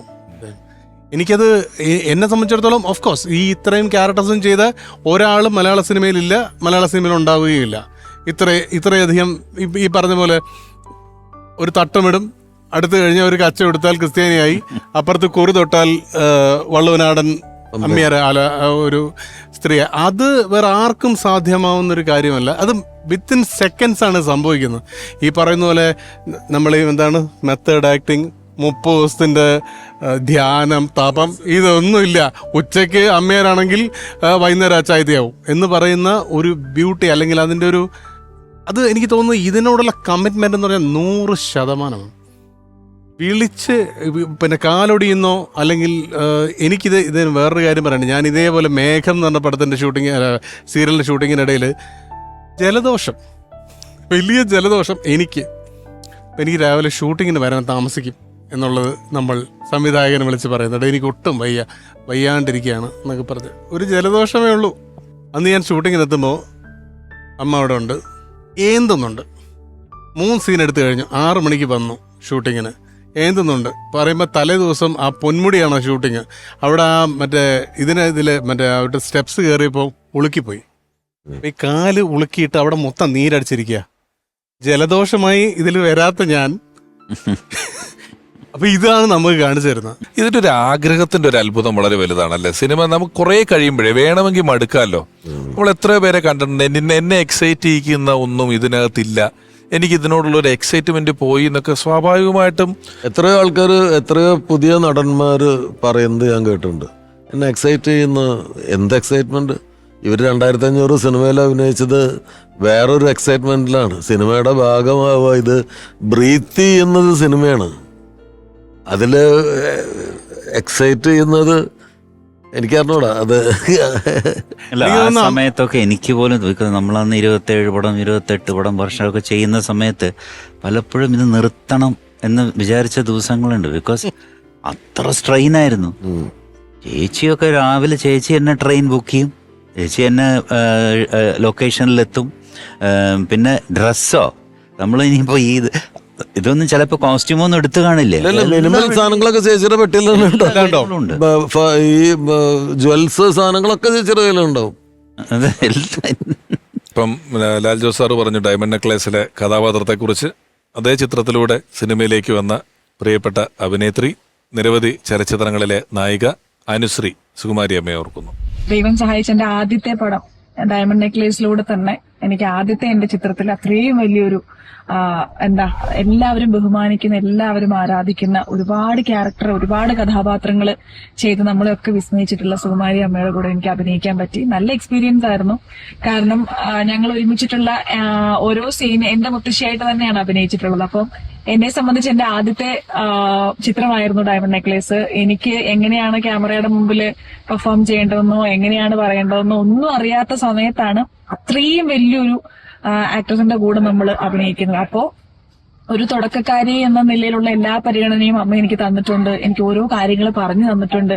ഇങ്ങനെ ചെയ്താൽ മതി, അങ്ങനെ ചെയ്താൽ മതി എന്നൊക്കെ കുറച്ച് കാര്യങ്ങൾ എനിക്ക് അമ്മ ആ ഒരു സിനിമയിൽ എനിക്ക് പറഞ്ഞു തന്നിട്ടുണ്ട്. പിന്നെ അതുപോലെ തന്നെ ഫുഡ് കഴിക്കുന്ന കാര്യത്തിനാണെങ്കിൽ എനിക്കറിയാം, ഈ അന്ന് ലഞ്ചൊക്കെ കഴിഞ്ഞിട്ട് 5 മണി 6 മണിയൊക്കെ സമയത്ത് കുറച്ച് ദോശയും ചമ്മന്തിയൊക്കെ കൊണ്ടുവരും നമ്മുടെ വീട്ടിൽ. അപ്പം ഞാൻ പൊതുവെ അങ്ങനെ കഴിക്കലില്ല. ഉച്ചയ്ക്ക് 2 മണിക്കാണല്ലോ നമ്മൾ ലഞ്ച് കഴിക്കുക. അപ്പൊ പിന്നെ 5 മണിക്കൊരു ദോശ അങ്ങനെ പോവാറില്ല. പക്ഷെ അമ്മ നിർബന്ധിപ്പിച്ചേ ഇല്ല നമ്മൾ കഴിക്കണം, പ്രോപ്പറായിട്ട് ഫുഡ് കഴിക്കണം, ഇടയ്ക്കൊരു ദോശയൊക്കെ കഴിച്ചാലും ഒരു കുഴപ്പവും ഇല്ല എന്നൊക്കെ പറഞ്ഞിട്ട് ശരിക്കും നിർബന്ധിച്ച് അവരെ പ്രൊഡക്ഷന്റെ ആൾക്കാരെ കൊണ്ട് ദേ അനുവിനും കൊടുക്കുന്ന് പറഞ്ഞിട്ട് കൊണ്ടുവന്ന് തന്ന് കഴിക്കാൻ പറയുമായിരുന്നു. അപ്പൊ അങ്ങനെ കുറച്ച് ഒരിക്കലും സിനിമയിലെ മെമ്മറീസ് എന്തൊക്കെയാണെന്ന് ചോദിക്കുമ്പോൾ ഒരിക്കലും മറക്കാത്ത ഒരു സ്പേസിൽ സുകുമാരി അമ്മയുടെ കൂടെ അഭിനയിച്ച കുറെ മുഹൂർത്തങ്ങളുണ്ട്. അങ്ങനെ ഒരു ഭാഗ്യം കിട്ടിയ ഒരു ആക്ട്രസ് തന്നെയാണ് ഞാനും. അപ്പൊ എന്തായാലും ഈ ഒരു അവസരത്തിൽ വന്നിട്ട് ആ ഒരു എക്സ്പീരിയൻസ് ഷെയർ ചെയ്യാൻ പറ്റിയതും ഒരു ഭാഗ്യമായിട്ട്. Thank you. ഇപ്പോൾ എന്താ പറയുക, നമ്മൾ സുകുമാരി അമ്മയെ സെലിബ്രേറ്റ് ചെയ്യുന്ന ഒരു സമയത്ത് പറയേണ്ടതാണോ എന്ന് എനിക്കറിയില്ല. പക്ഷേ ഞാൻ സുകുമാരി അമ്മയെ പറ്റി ആലോചിക്കുമ്പോൾ എനിക്ക് പെട്ടെന്ന് വരുന്ന ഒരു കാര്യം ആ മരണമാണ്. എനിക്ക് ഓർമ്മയുണ്ട്, ഞാൻ ബഡ്ഡി എന്ന് പറഞ്ഞ പടത്തിൻ്റെ ഷൂട്ടിങ്ങിന് എവിടെയാണ്, ഷിംലയിലാണ്. അപ്പോൾ എന്നെ ഒരു 10 മണിയായപ്പം മനോരമയിലെ ഹരിയേട്ടൻ വിളിച്ചു നോക്കിയാൽ എങ്ങനെയുണ്ട്. ഞാൻ പറഞ്ഞു ഇങ്ങനെ തണുപ്പുണ്ട്. അതല്ല, സുകുമാരിയമ്മയ്ക്ക് എങ്ങനെയുണ്ട്. ഞാൻ പറഞ്ഞു എന്താ പ്രശ്നം അറിഞ്ഞില്ലേ അങ്ങനെ. അപ്പോൾ എന്നെ ഒരു 7-8 മണിയായപ്പോൾ വിളിച്ചിട്ടുണ്ട് സുകുമാരിയമ്മ 3 തവണ. അപ്പം ഞാൻ ഷൂട്ടിലായതുകൊണ്ട് എടുത്തിട്ടില്ല. ഞാൻ ഇത് കേട്ട് ഞാൻ ലൈക്ക്, കാരണം തലേദിവസം സംസാരിച്ചാണ് ഇങ്ങനെ 60% ബേൺസ് ആണെന്നാണ് പറയുന്നത്. അപ്പം എനിക്കിത് വിശ്വാസം വരുന്നില്ല. കാരണം ഏതോ ഒരു ഫോൾസ് ന്യൂസ് ആയിട്ട് തന്നെയാണ് നമ്മളിത് കാണുന്നത്. അതും പൂജാമുറിയിൽ വെച്ച്. അങ്ങനെ ഒരു കുറച്ച് കഴിയുമ്പോൾ എനിക്കൊരു കോള് വരുന്നു. അമ്മ എന്നാണ് ഞാൻ ഫീഡ് ചെയ്തിരിക്കുന്നത്. അമ്മയുടെ കോള് വരുന്നു. ഒന്നുമില്ല അമ്മ, പൊള്ളി, കുറച്ച് ചെറുതായിട്ട് പൊള്ളി, 60% 70% ബേണുള്ള ആളാണ് വിളിക്കുന്നത്. ഡബ്ബിംഗ് ഉണ്ട്. അപ്പം എനിക്കറിയാം ആ ശബ്ദത്തിൽ ഭീകരമായ വേദനയുണ്ട്, വേദനയുമുണ്ട്. എന്തോ ഒരു റിസൈൻഡ് ആയിട്ടുള്ള, ആ ഫെയ്റ്റിലോട് റിസൈൻഡ് ആയിട്ടുള്ള ഒരു ശബ്ദമാണ് ആ കേൾക്കുന്നത്. അപ്പോഴേക്കും ആരോ ഫോൺ പിടിച്ചു വാങ്ങിക്കുകയോ അല്ലെങ്കിൽ സംസാരിക്കേണ്ടെന്ന് പറയുകയോ ചെയ്തു. അതായിരുന്നു ഞാൻ അവസാനമായി അമ്മയുമായിട്ടുള്ള ഇത്. അമ്മ പോയി. നമ്മൾ അമ്മയിൽ നിന്നും എല്ലാവരും കൂടെ ഒരു ഫ്ലൈറ്റ് ചാർട്ട് ചെയ്താണ് മദ്രാസിൽ പോയത് അമ്മയെ കാണാൻ വേണ്ടിയിട്ട്. അപ്പം ഞങ്ങളവിടെ എത്തുമ്പം പറഞ്ഞു റോയാപേട്ട ഹോസ്പിറ്റലിലേക്ക് കൊണ്ടുപോയിട്ടുണ്ട്. അല്ല, റോയപേട്ടയിലേക്കാണ് കൊണ്ടുവന്നിരിക്കുന്നത് അവിടുന്ന്. ഞങ്ങളവിടെ എത്തുമ്പം സുകുമാരിയമ്മ വന്നിട്ടില്ല, ആംബുലൻസ് വന്നിട്ടില്ല. കുറച്ച് കഴിയുമ്പോൾ മമ്മൂക്കുണ്ട്, ലാലേട്ടനുണ്ട്, എല്ലാവരും ഉണ്ട്. കുറച്ച് കഴിയുമ്പോൾ ഈ ആംബുലൻസ് വരുന്നു. ആംബുലൻസിന്റെ അകത്ത് നല്ല ഈ ബോഡി എടുക്കുന്ന ആംബുലൻസിന്റെ അടിയിലുള്ള ഒരു സ്ട്രക്ചറിൽ നിന്നാണ്. മേ ബി ഈ ബേൺസ് ഉള്ളത് കൊണ്ട് അവര് മുകളിൽ വെച്ചിട്ടില്ല. അത് എന്ത് കാരണത്താലാണെന്ന് എനിക്കറിയില്ല. താഴെ നിന്നാണ് ഇതെടുക്കുന്നത്. താഴെ ഉണ്ടായി ആ ഒരു സ്ട്രക്ചർ എടുത്തിട്ട് ഇവർ ഈ ബോഡി ആ റോയാപേട്ട ആശുപത്രിയുടെ കോറിഡോറിലിട്ടു. ഞങ്ങളെല്ലാം ചുറ്റും നിൽക്കുകയാണ്. ആ കോറിഡോറിലിട്ട് അവിടെ കിടക്കുകയാണ്. അപ്പോൾ അവിടുത്തെ ഇവർ പറഞ്ഞു, അവിടുത്തെ ഒഫീഷ്യൽസ് ആരോ പറഞ്ഞു, സർ ഇപ്പോൾ വിട്ട് കിട്ടില്ല. അപ്പോൾ അൺനാച്ചുറൽ ഡെത്താണ്, പോസ്റ്റ്മോർട്ടം. ഇത് കഴിഞ്ഞ് എല്ലാവരും പിരിയുന്നു. പിറ്റേ ദിവസം ഈ പറഞ്ഞ പോലെ എല്ലാവരും ഒരു ബ്രീഫ്ഡ് ഫാമിലിയുടെ കൂടെ. ഇപ്പം ആക്ടർ എന്ന രീതിയിൽ നമ്മൾ ഇപ്പം പിഷു നേരത്തെ പറഞ്ഞ ഇപ്പം ഇവരെല്ലാം പറഞ്ഞ പല ക്യാരക്ടേഴ്സ്. ഞാൻ ഉത്തരം എന്ന് പറഞ്ഞ സിനിമയുണ്ട്. ഉത്തരം സിനിമയിൽ സുപർണയെ നോക്കുന്ന ഒരായിട്ടൊരു ക്യാരക്ടറുണ്ട്. MT സാറിന്റെ പടം. MT സാർ എഴുതി പവിത്രൻ സാർ ഡയറക്ട് ചെയ്ത പടമാണ്. എനിക്ക് ഭയങ്കര പ്രിയപ്പെട്ട സിനിമയാണ്. ഗംഭീര സിനിമയാണ്. അതിൽ മമ്മൂക്ക ചെന്നിട്ട് ഈ സുപർണയെ ഗർഭിണിയായിരുന്നപ്പോൾ നോക്കിയ ഒരു നേഴ്സും ആ കുട്ടിയെ നോക്കിയ നേഴ്സിന്റെ ക്യാരക്ടറാണ്. എന്ത് ഈസി ആയിട്ടാണ് അത്തരം ഒരു വളരെ വരണ്ട ഒരു ഭൂമികയിലേക്ക് അവര് ട്രാൻസ്ഫോം ചെയ്തത്, ആ ക്യാരക്ടർ ട്രാൻസ്ഫോം ചെയ്തത്. കാരണം സിമ്പിൾ ക്യാരക്ടറാണെന്ന് തോന്നാം, പക്ഷെ ഇറ്റ് ഇസ് നോട്ട് ഈസി. ഒരു ആക്ടർക്ക് എന്ന രീതിയിൽ നമുക്ക് മനസ്സിലാവും, ഇറ്റ്സ് നോട്ട് ഈസി. ഇപ്പം ഡിക്കമ്മായിയെ നമുക്ക് മനസ്സിലാക്കാം, ഇങ്ങനത്തെ ക്യാരക്ടേഴ്സ് നമുക്ക് മനസ്സിലാക്കാൻ പാടാണ് ഒരു ഇൻഹാബിറ്റ് ചെയ്യാന്ന് പറയുന്നത്. ഇങ്ങനത്തെ നമ്മളിപ്പം ആയാന്ന് പറയുന്നിടത്തുനിന്ന് ഞാൻ പറയാണ്, നമ്മളൊരു എപ്പോഴും മലയാളികൾ എപ്പോഴും ആഘോഷിക്കുന്ന നമ്മുടെ ദശരഥത്തിന്റെ ക്ലൈമാക്സ് എടുത്താല് അവിടെ ലാലേട്ടന്റെ ഒപ്പം ഒരു ആ ചോദ്യത്തിനൊരു ഉത്തരവില്ലാണ്ട് നിൽക്കുന്നുണ്ട്. അതിനൊരു ആൻസർ ഇല്ല ആ ക്വസ്റ്റ്യന്. കാരണം ആനി മോനെ സ്നേഹിക്കുന്ന പോലെ എന്നെ സ്നേഹിക്കാൻ പറ്റുമോ, ക്വസ്റ്റ്യൻ മാർക്കിലാണ് ഇത് തിരുന്നത്. പറ്റുമോ ഇല്ലയോ എന്നുള്ളൊരു ക്വസ്റ്റ്യൻ്റെ ഒരു എന്താ പറയുന്ന അതൊരു വല്ലാത്ത എക്സ്പ്രഷൻ സുകുമാരിയമ്മ അവിടെ നിൽക്കുന്നുണ്ട്. എന്താണ് ഇതിന്റെ ആൻസർ? ഇത് പറ്റുന്നതാണോ? അല്ല, ആ ഒരു റിയാക്ഷൻ ഇല്ലെങ്കിൽ ഇപ്പുറത്തെ റിയാക്ഷനും കാര്യമില്ലാതെ പോകും അല്ലേ? അത്ര അധികം നോക്കുന്നുണ്ട്. അതുപോലെ ഇപ്പം ശങ്കർ സാർ നേരത്തെ പറഞ്ഞു ഡാൻസ് കളിച്ച് അഭിനയിക്കുക, അല്ലെങ്കിൽ അങ്ങനെ ഇത് നമ്മളിപ്പം മദ്യപിച്ച് തുടങ്ങുന്ന ഒരാൾ അയാളുടെ വീട്ടില് ഭാര്യയുടെ അടുത്തോ അമ്മയുടെ അടുത്തോ മദ്യപിക്കാത്തതുപോലെ പെരുമാറുന്നിടത്തൊരു അഭിനയമുണ്ട് സ്വാഭാവിക ജീവിതത്തിൽ. സിനിമയിൽ മദ്യപിച്ചതായിട്ട് അഭിനയിക്കുന്നതിന് ഇത്തിരി പാടാ, എളുപ്പമല്ല. മദ്യപിക്കാതെ മദ്യപിച്ച പോലെ അഭിനയിക്കുന്നത് എന്നാൽ അത് സ്ത്രീകൾ കൈകാര്യം ചെയ്യണമെങ്കിൽ ഇനിയും പാടാം. നമ്മൾ വന്ദനമൊക്കെ കാണുമ്പോൾ വന്ദനത്തിലൊക്കെ ഒരു 4 പെഗ് അടിച്ചിട്ടുണ്ടെന്ന് നമുക്കിവിടെ സുഖമായിട്ട് കുടിച്ചിട്ട് തലയും കുടഞ്ഞ് പോകുന്ന നോക്ക്. തേന്മാവും കുമ്പത്തിലെ ഗാന്ധാരി അമ്മ എന്ന് പറയുന്നൊരു കഥാപാത്രം ഒരു നാട് ഭരിക്കുന്ന ഒരാളുടെ ഒരു നാട്ടുരാജാവാണ്, നാട്ടുറാണിയാണ്. ആ കഥാപാത്രം തൊട്ട് ഞാൻ നേരത്തെ പറഞ്ഞ സാർ പട്ടാളത്തിലായിക്കോട്ടെ, റാംജി റാവുലല്ലേ വീട് മുകേഷ് കൂടത്തിൽ വരുന്ന അമ്മയായിട്ടുള്ള വേഷം, എത്രയോ സിനിമകൾ. സുകുമാരി അമ്മയ്ക്ക് ഗുരുവായൂർ എന്തോ കുറച്ച് ആളുകൾ ചേർന്നിട്ട് സുകുമാരി അമ്മയെ ആദരിക്കുന്ന ഒരു ചെറിയ പരിപാടി ആദരിക്കാൻ വിളിച്ചത് തന്നെയാണ്. അങ്ങനെ ഞാൻ അവിടെ ചെന്നപ്പോൾ സുകുമാരിയമ്മയ്ക്ക് എന്തോ ഒരു ഫലകം ഒക്കെ കൊടുക്കുന്നുണ്ട്, കൃഷ്ണന്റെ ഒരു വിഗ്രഹം കൊടുക്കുന്നുണ്ട്. അപ്പൊ അത് കഴിഞ്ഞിട്ട് എന്നെ ഹഗ് ചെയ്തിട്ട് ചെവിയിൽ പറഞ്ഞു, ആദ്യമായിട്ടാണ് കേട്ടോ, ആദ്യമായിട്ടാണ് ആയിരിക്കും. അപ്പൊ ഞാൻ അത്ഭുതപ്പെട്ടു. എത്രയോ ആളുകൾക്കുള്ള സ്വീകരണത്തില് എല്ലാ ഇതും അറേഞ്ച് ചെയ്യാനും ഇത് ചെയ്യാനും ഒക്കെ നിന്നിട്ടുള്ളതാണ് ചേച്ചി. ചേച്ചിക്കൊക്കെ സ്വീകരണമൊക്കെ എപ്പോഴോ കിട്ടേണ്ടതാണ്. അപ്പൊ പുള്ളിക്കാരി, അപ്പൊ ഞാനാകെ ഭയങ്കര ക്ഷുഭിതനായി. അപ്പൊ ചേച്ചി പറഞ്ഞ അതിലൊരു കാര്യമില്ല മോനെ. ആ ഒരു കാലഘട്ടത്ത് അങ്ങനെ എത്രയോ മഹാനായ നടന്മാരാണ്, അവരാരും അല്ല അതില്ലേ. പക്ഷെ ചേച്ചിക്ക് പറ്റിപ്പോയത്, ചേച്ചി ചെന്നൈയിലായിരുന്നു താമസം. ചെന്നൈയിലായിരുന്നു. കേരളത്തിലൊരു ബേസ് ഉണ്ടായിരുന്നില്ല. അങ്ങനെ ഉണ്ടായിരുന്നെങ്കിൽ ഇവിടെയുള്ള ഏതെങ്കിലും ഒരു സ്ഥലം അവർ ഓൺ ചെയ്താണ്. പിന്നെ നമ്മളൊരു ടേക്കൺ ഫോർ ഗ്രാൻഡഡ് ആക്കി. ഞാൻ അടുത്തത് പറയാൻ വരുമായിരുന്നു. ആൾക്കാരും ഈ കാര്യങ്ങളിലെ നമ്മുടെ ഒരു വർത്തമാനകാല സമൂഹത്തിന്റെ പണ്ടും സമൂഹത്തിന്റെ ഒരു സ്വഭാവം ഇതാണ്. ചില കാര്യങ്ങൾ ചോദിക്കുകയോ കിട്ടത്തക്ക രീതിയിലുള്ള പെരുമാറലുകളോ ഇല്ലാതെ, ഇപ്പം ശങ്കർ സാർ ആദ്യം പറഞ്ഞു റൂം വന്നു പരാതി പറഞ്ഞില്ലെന്ന്. ഇത് പരാതി പറയാതിരിക്കുന്ന ഒരാൾക്ക് പിന്നീട് അത് കിട്ടാതാകുന്നതൊരു അതുണ്ട് പ്രത്യേകിച്ച് സിനിമയിൽ എന്ന് അത് മറ്റേ രാഘവേട്ടനെ കുറിച്ചാണ് നടൻ രാഘവേട്ടനെ കുറിച്ച് അങ്ങനെ ഒരു കഥയുണ്ട്. പുള്ളി ഒരു ദിവസം കാറ് വരാൻ ലേറ്റ് ആയപ്പോ പുള്ളി ഡബിങ്ങിന് ഓട്ടോ വിളിച്ചു വന്നു. അപ്പൊ അടുത്ത ദിവസം രാഘവേട്ടന് കാറ് പോണ്ടെന്ന് ചോദിച്ചപ്പോ അല്ല പുള്ളി ഓട്ടോയിൽ വന്നോളെന്ന് പറഞ്ഞു. ആ പരിപാടി ഉണ്ട്. അതുള്ളതാണ്. ഒരുപക്ഷെ ഈ എന്താ പറയാ, നമ്മള് വിതയ്ക്കല് മാത്രമേ സുകുമാരിയമ്മയ്ക്ക് ഉണ്ടായിരുന്നുള്ളൂ, കൊയ്യലില്ല. അതിന് ഉള്ള ഒരു സമയം അവര് കണ്ടെത്തിയിട്ടില്ല. അല്ല, വേറൊരു കാര്യമുണ്ട്. സുകുമാരിയമ്മേന് അത് നമ്മുടെ ആളാണ് എന്ന് പറയുന്ന ഒരു സാധനമാണ്. അത് നമ്മുടെ ആളാണ്, മറ്റാളെയാണ് ആദരിക്കേണ്ടത്. കാരണം വലിയ അടുപ്പമില്ലാത്ത ആളെയാണ് ഇത്തരം ആദരവിനൊക്കെ അർഹനാക്കുന്നത്. അടുപ്പം ഉണ്ടെങ്കിൽ നമ്മുടെ ആളായി മാറും. പിന്നെ നിരന്തരമായി വർക്ക് ചെയ്യാൻ എൻ്റെ അടുത്ത് എപ്പോഴും പറയായിരുന്നു, ജോലി ചെയ്യണമ്മ, രാവിലെ എണീറ്റ് നമ്മൾ ജോലിക്ക് പോകണം, വെറുതെ ഇരിക്കരുത്, ഒരു വിളക്ക് കത്തിക്കാനാണെങ്കിലും പോകണം. ഈ ഷൂട്ടിംഗ് ഇല്ലാത്ത സമയത്ത് അല്ലേ എന്തെങ്കിലും അമ്പലത്തിൽ വിളക്ക് കത്തിക്കലോ അല്ലെങ്കിൽ ഒരു പള്ളിയിൽ എന്തെങ്കിലും പോകും. എൻഗേജ്ഡ് ആയിട്ടിരിക്കുക, സ്ഥിരമായിട്ട് എൻഗേജ്ഡ് ആയിട്ടിരിക്കുക.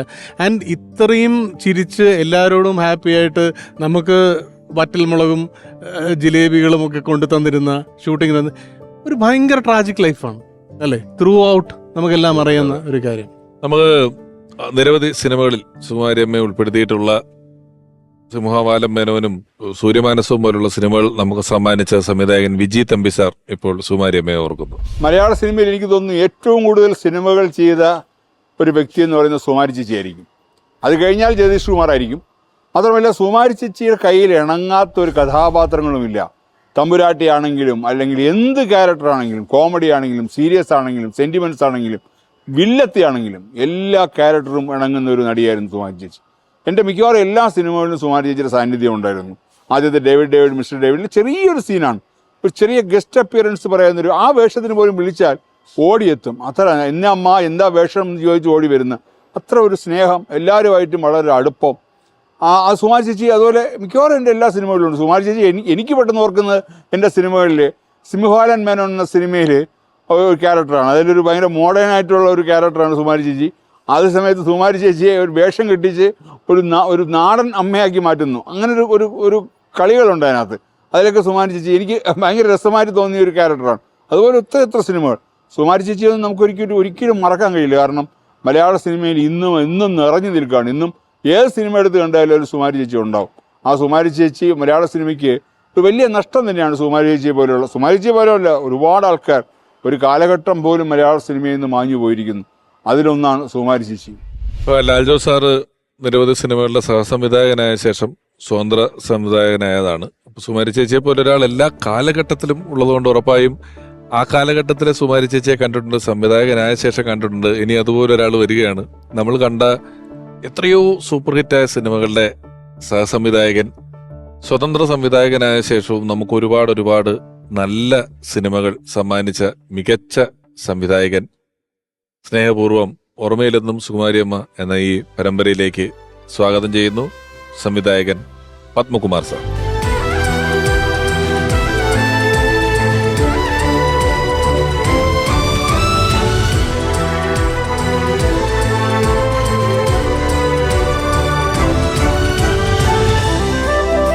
പത്മകുമാർ സാർ, സ്വാഗതം ഓർമ്മയിലെന്നും സുകുമാരിയമ്മ എന്ന പരമ്പരയിലേക്ക്. ഞാനിപ്പം ലാൽജോ സാറിനോട് പറഞ്ഞു, പത്മകുമാർ സാറിനും ഒരു സഹസംവിധായകനായിരുന്ന കാലം തൊട്ടുള്ള പരിചയമല്ലേ? അതെ, ഞാൻ ആദ്യം വർക്ക് ചെയ്ത 2 സിനിമകൾ, അതായത് ആരണ്യകം, ഒരു വടക്കൻ വീരഗാഥ, ഈ സമയത്തൊട്ട് അന്നോട്ട് ഉള്ള ബന്ധമാണ്. എന്താണെന്ന് വെച്ചാൽ ആരണ്യമൊക്കെ ചെയ്യുന്ന സമയത്ത് എനിക്ക് സിനിമയെ പറ്റി പ്രത്യേകിച്ച് പരിചയമൊന്നുമില്ല. ഞാൻ ആദ്യമായിട്ടാണല്ലോ വരുന്നത്.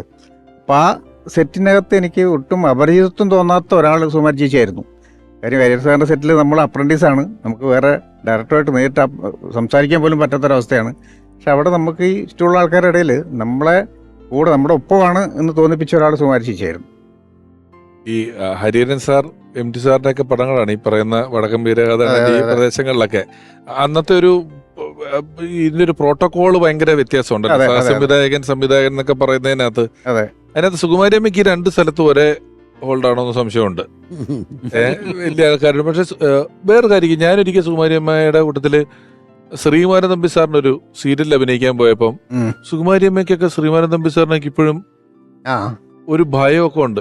എന്നോടാ പറയുന്നത്, അമ്മ ഒന്ന് പോയൊരു കാര്യം പറയൂ എന്നൊക്കെ പറഞ്ഞ് പറയിക്കുകയൊക്കെ ചെയ്യും. അങ്ങനത്തെ കാര്യങ്ങളൊക്കെ വളരെ നോക്കി തന്നെ നിൽക്കുന്ന ആ കാര്യത്തിലൊക്കെ ഒരു പഴയ സ്കൂള് നമ്മൾ പറയുന്ന ഇടത്തുനിന്ന് സുകുമാരി അമ്മ ഒരിക്കലും വിട്ടു വന്നതായിട്ട് തോന്നിയിട്ടില്ലല്ലോ അല്ലേ? അല്ല, എത്ര പുതിയ ഡയറക്ടർ ആണെങ്കിലും ഒരു പുതിയ ആദ്യത്തെ സിനിമ ചെയ്യുന്ന ഡയറക്ടർ ആണെങ്കിലും സാറിനാണ് വിളിക്കുന്നത്. അതെ അതെ അതെ. അവരുടെ മുമ്പിൽ ഇരിക്കില്ല, അവർ അത്രയും നിർബന്ധിച്ചാലേക്ക് ഇരിക്കുള്ളൂ. അങ്ങനെയൊക്കെയാണ്. എനിക്കത് ജനറലി ഈ തമിഴ്നാട്ടിൽ നിന്ന് വരുന്നവരൊക്കെ കുറെയൊക്കെ അങ്ങനെയല്ല, എല്ലാരും സാറിന് ഒരു സാറിന് വിളിക്കല് മാത്രമല്ല, ഈ പറഞ്ഞ ഇരിക്കൂല എന്നൊക്കെ പറയുന്നത് ഒരു പുതിയ ഡയറക്ടറിന്റെ അടുത്തൊക്കെ ഇത്രയും സിനിമ ചെയ്ത ഇത്രയും സീനിയർ ആയിട്ടുള്ള ഒരാൾക്ക് ശരിക്ക് ആ സീനിയോറിറ്റി ക്യാഷ് ചെയ്താൽ തന്നെ എന്തെല്ലാം എന്തെല്ലാം അധികാരങ്ങളും എന്തെല്ലാം ഡേറ്റ് അഡ്ജസ്റ്റ് ചെയ്യണോ, നിങ്ങൾക്ക് എന്തെല്ലാം ചെയ്യാൻ പറ്റുമായിരുന്നു. അതുമല്ല പെട്ടെന്ന് ആലോചിച്ചാൽ പകരക്കാരും ഇല്ല. നമ്മളൊരു ഓപ്ഷൻ ആണെങ്കിൽ മാത്രമല്ലേ ഇങ്ങനെയൊക്കെ നമ്മൾ അഡ്ജസ്റ്റ് ചെയ്യേണ്ട കാര്യമുള്ളൂ. ഇത് ഒരു പകരക്കാരും ഇല്ലാണ്ട് നിൽക്കുന്ന സമയത്തും ഇത്രയും അധികം ചെയ്തിരുന്നു എന്ന് പറയുന്നത് വലിയ അത്ഭുതമാണ്. അപ്പൊ പെട്ടെന്ന് സിനിമകളിൽ ഏതല്ലെങ്കിൽ എനിക്ക് അമ്മക്കളിക്കൂടിലാണ് ഒരു സുമാ ചേച്ചി ചെയ്തിട്ടുള്ളത്. മറ്റു സിനിമകളിലൊന്നും അങ്ങനെ ഇല്ല. അമ്മക്കളിക്കൂടിലാണ് ചെയ്തത്. അത് പറഞ്ഞ പോലെ കുറെ അമ്മമാരുണ്ടല്ലോ. സുമാ ചേച്ചിയുണ്ട്, പൊന്നമ്മ ചേച്ചിയുണ്ട്, ലളിത ചേച്ചിയുണ്ട്, മല്ലിയ ചേച്ചി, ശാന്തുമാ ചേച്ചി, അങ്ങനെ ഒരുപാട് ചേച്ചിമാരുള്ള ഒരുപാട് അമ്മമാരുള്ളൊരു സിനിമയായിരുന്നല്ലോ. അതിലെനിക്ക് ഓർമ്മിക്കാൻ പറ്റുന്നത് സുമാ ചേച്ചി ജോയിൻ ചെയ്യുന്ന അന്നാണ് ഈ സിനിമയെക്കുറിച്ച് ഞാൻ അവരോട് സംസാരിക്കുന്നത്. അതിന് മുമ്പ് പൊന്നമ്മ ചേച്ചിയോടും ലളിത ചേച്ചിയോടൊക്കെ നേരത്തെ കഥ പറഞ്ഞിട്ടുണ്ട്, ക്യാരക്ടർ പറഞ്ഞിട്ടുണ്ട്. ചേച്ചി നമ്മൾ ഷൂട്ട് തുടങ്ങുന്ന അന്നാണ് വരുന്നത്. അപ്പൊ കഥ ചോദിക്കലോ കേൾക്കലോ ഒന്നും ഇല്ല, അത് നേരത്തെ ഫോണിൽ കൂടെ ഒന്ന് പറഞ്ഞിട്ട് മാത്രമേ ഉള്ളൂ, വേറെ ഡീറ്റെയിൽ ഒന്നുമില്ല. അപ്പോൾ ലൊക്കേഷനിൽ വന്ന് അന്ന് ഇരുന്ന് സിനിമയെക്കുറിച്ചും സിനിമയിലെ ക്യാരക്ടറിനെ കുറിച്ചിട്ടും ഈ സിനിമ ഉണ്ടാവാനിടയ സാഹചര്യത്തെ പറ്റിയിട്ട് നമ്മൾ തീരുമാനിച്ചത് ആദ്യമായിട്ടൊരു സിനിമ ചെയ്യുമ്പോൾ ഒരു സമൂഹത്തിന് എന്തെങ്കിലും ഒരു മെസ്സേജ് കൊടുക്കാൻ പറ്റുന്ന ഒരു സിനിമ ചെയ്യണം ഉദ്ദേശിച്ചോടെ അങ്ങനെ സിനിമ ചെയ്തത്. രഞ്ജിയാണ് അങ്ങനെ ഒരു ആശയം പറഞ്ഞത്. ആദ്യമായിട്ടൊരു ഡയറക്ടർ വരുമ്പോൾ എന്തെങ്കിലും നമുക്ക് സൊസൈറ്റിക്ക് കൊടുക്കാൻ എന്തെങ്കിലും പറ്റണം, അങ്ങനെയാണ് ഈ സിനിമ ചെയ്യുന്നത്. അപ്പോൾ ചേച്ചിയോട് ക്യാരക്ടറിനെ കുറിച്ചും സിനിമയെക്കുറിച്ചും സിനിമ ചെയ്യാനുള്ള കാരണത്തെക്കുറിച്ചൊക്കെ പറഞ്ഞപ്പോൾ, അതുപോലെ ചേച്ചിയുടെ ക്യാരക്ടറും അതുപോലെ അവിടെയുള്ള മറ്റമ്മമാരുടെ ഒരു ബാക്ക് ഡ്രോപ്പും അവരുടെ ബാക്ക് സ്റ്റോറീസും ഒക്കെ പറഞ്ഞു കഴിഞ്ഞപ്പോൾ ചേച്ചി എൻ്റെ കൈ പിടിച്ചിട്ട് പറഞ്ഞു, നന്നായി വരും പപ്പ, നന്നായിട്ട് വരും, സിനിമ നന്നായിട്ട് വരും, പപ്പൻ നന്നായിട്ട് വരും, നന്നായിട്ട് വരട്ടെ എന്ന് പറഞ്ഞു. ആ സിനിമയ്ക്ക് എൻ്റെ ആദ്യത്തെ സിനിമ കിട്ടിയ ഏറ്റവും വലിയൊരു അനുഗ്രഹമായിരുന്നു ആ വാക്കുകൾ എന്ന് പറയുന്നത്. ഈ ഇപ്പം നീ നേരത്തെ ചോദിച്ചൊരു കാര്യമുണ്ടല്ലോ, സംവിധായകരോടുള്ള ബഹുമാനം. ചിലര് നമ്മളെ ടെററൈസ് ചെയ്ത് അങ്ങ് നശിപ്പിക്കുമല്ലോ. അതെ. അപ്പൊ അതിന്റെ എൻഡിൽ സംഭവിച്ച ഒരു, ഞാൻ ആളെ പറയില്ല, സംവിധായകനെ പറയുന്നില്ല, വലിയൊരാളാണ്. ഡയലോഗ് കുറച്ചധികം ഉണ്ട്, അതും കട്ടി മലയാളത്തിലുള്ള ഡയലോഗാണ്. സുകുമാരിയമ്മ ഇതിരുന്ന് പഠിക്കുന്നു, പ്രോംപ്റ്റിംഗ് ഉണ്ടല്ലോ അന്ന്. പിന്നെ ആ ഡയലോഗ് പ്രോംപ്റ്റിംഗ് അല്ലാതെ വലിയ പാടാണ് ആ സാധനം പറഞ്ഞ് സെറ്റ് ചെയ്യാൻ. അങ്ങനെ 4-5 ടേക്ക് മറ്റോ ആയപ്പോൾ സംവിധായകൻ എൻ്റെ അടുത്ത് സുകുമാരമ്മ ചോദിച്ചു, സാർ ഇത് കുറച്ച് പ്രോംപ്റ്റിംഗ് ആ ഫസ്റ്റ്. അപ്പൊ സംവിധായകൻ അപ്പൊ ഇതിനകം ഭയങ്കരമായിട്ട് ഹറാസ് ചെയ്യുന്നുണ്ട്, നിങ്ങൾ ഇവിടെ ഇത്രയും 1000 സിനിമ അഭിനയിച്ചു എന്നൊക്കെ പറഞ്ഞിട്ട് എവിടെ എന്നൊക്കെ ചോദിക്കുന്നുണ്ട് ആള്. അപ്പോൾ സുകുമാരിയമ്മ ഗതി കേട്ടിട്ട് ചോദിച്ചു ഇങ്ങനെ, സാർ ഇടയ്ക്ക് ഫസ്റ്റ് ലൈൻ ഒന്ന് പ്രോംപ്റ്റ് ചെയ്യാന്ന് എനിക്ക് ആ ഒരു ഓർമ്മ കിട്ടും. അപ്പോൾ ഇങ്ങനെ ചോദിച്ചു, നിത്യജീവിതത്തിൽ ഇങ്ങനെയാണോ സുകുമാരി, ഇങ്ങനെ പ്രോംപ്റ്റ് ചെയ്തിട്ടാണോ സംസാരിക്കുക? എടുത്ത വായില്, സാർ ജീവിതത്തിൽ നമ്മൾ വീട്ടിൽ സംസാരിച്ചിട്ട് സ്റ്റുഡിയോയിലല്ലല്ലോ പോയി സാർ ഡബ് ചെയ്യുന്നത്. പരിപാടി കഴിഞ്ഞേ, അതും വളരെ താഴ്മയോടെ. ഡബിങ്ങിന്റെ ഒക്കെ സ്പീഡേ നമ്മൾ ഈ സ്റ്റുഡിയോ അങ്ങനെയുള്ള സ്ഥലങ്ങൾക്ക് പറ്റുന്ന അങ്ങനെ പറ്റുന്നൊരു നിയമം ഇല്ലെങ്കിൽ അങ്ങനെ കാണുന്നൊരു രൂപത്തിലൊന്നും ആയിരിക്കില്ലല്ലോ സുകുമാരിയമ്മ വരുമൊക്കെ ചെയ്യുന്നത്. സെറ്റുമുണ്ട്, കയ്യിലൊരു ബാഗ്, കുറി, ചില പൊതികള്, കാര്യങ്ങൾ ഇതൊക്കെ ആയിട്ട്. അപ്പം പല സ്റ്റുഡിയോകളിലും ഈ റെക്കോർഡിസ്റ്റ് ചിലപ്പോൾ സീനിയർ ആയിക്കോളാൻ നിർബന്ധമൊന്നുമില്ല, ചെറുപ്പക്കാര് ജസ്റ്റ് ഈ സോഫ്റ്റ്വെയർ ഒക്കെ പഠിച്ചു വന്നിട്ടുള്ള, അതും അവരുടെ അനുഭവത്തിലും മിക്ക ആർട്ടിസ്റ്റുകളും ഡയലോഗ് പറഞ്ഞിട്ട് അത് പിടിച്ചു വെക്കുക, അല്ലെങ്കിൽ ആ നമ്മൾ പൈലറ്റ് പറഞ്ഞത് ഒരു പ്രോംപ്റ്റിംഗ് പോലെ കേട്ട് പറഞ്ഞ ശേഷം മൊത്തമായിട്ട് പിടിച്ച് പുറകോട്ട് വെച്ചിട്ടൊക്കെയാണ് പല നടന്മാരും ചെയ്യുന്നത്. ഞാനൊരു ദിവസം ഒരു ഡബിങ് കണ്ടിട്ട് ഞാനൊരു ചെടി ചെല്ലുമ്പോൾ സുകുമാരിയമ്മ ഡബ് ചെയ്യുന്നുണ്ട്. നോക്കുന്നു പറയുന്നു എന്തോ ഒരു ഈസി ആയിട്ടാണ് ഇങ്ങനെയുള്ള സീനുകളിൽ ഇവര് ഡബ് ചെയ്ത് പോകുന്നത് എന്നുള്ളത് വലിയല്ലോ. കാരണം ഒരുപക്ഷെ ആ സമയത്തൊക്കെ ഇവർ ഒന്നിച്ച് നിന്നിട്ടുള്ള ഡബിങ് പരിപാടികൾ ചെയ്തിട്ടുള്ളൊരു ശീലം കൊണ്ടായിരിക്കും അങ്ങനെ വരുന്നത് അല്ലേ? കാലത്ത് ഓർമ്മയിലെന്നും സുകുമാരിയമ്മ എന്ന് പറയുന്ന ഈ ഒരു പരമ്പരയിൽ ഇനി സുകുമാരിയമ്മയുടെ ഓർമ്മകളുമായി നമ്മളുടെ മുന്നിലേക്ക് വരുന്നത് നിരവധി സിനിമകളിൽ അതിഗംഭീരങ്ങളായ വേഷങ്ങൾ ചെയ്തിട്ടുള്ള അഭിനേത്രി മഞ്ജു പിള്ള. മലയാള സിനിമ അല്ലെങ്കിൽ ഇന്ത്യൻ സിനിമ കണ്ട പ്രഗത്ഭരായ നടിമാരിൽ ഒരാളാണ് സുകുമാരിയമ്മ എന്ന് പറയുന്നത്. കാരണം ഞാനൊക്കെ റെഫറൻസ് എടുക്കുന്നത്, ഓരോ ക്യാരക്ടേഴ്സ് വരുമ്പോൾ റെഫറൻസ് എടുക്കുന്നത് സുകുമാരിയമ്മയും ലളിതാമ്മയും പോലുള്ള ആൾക്കാർ പെർഫോം ചെയ്ത പിന്നെ ക്യാരക്ടേഴ്സാണ്.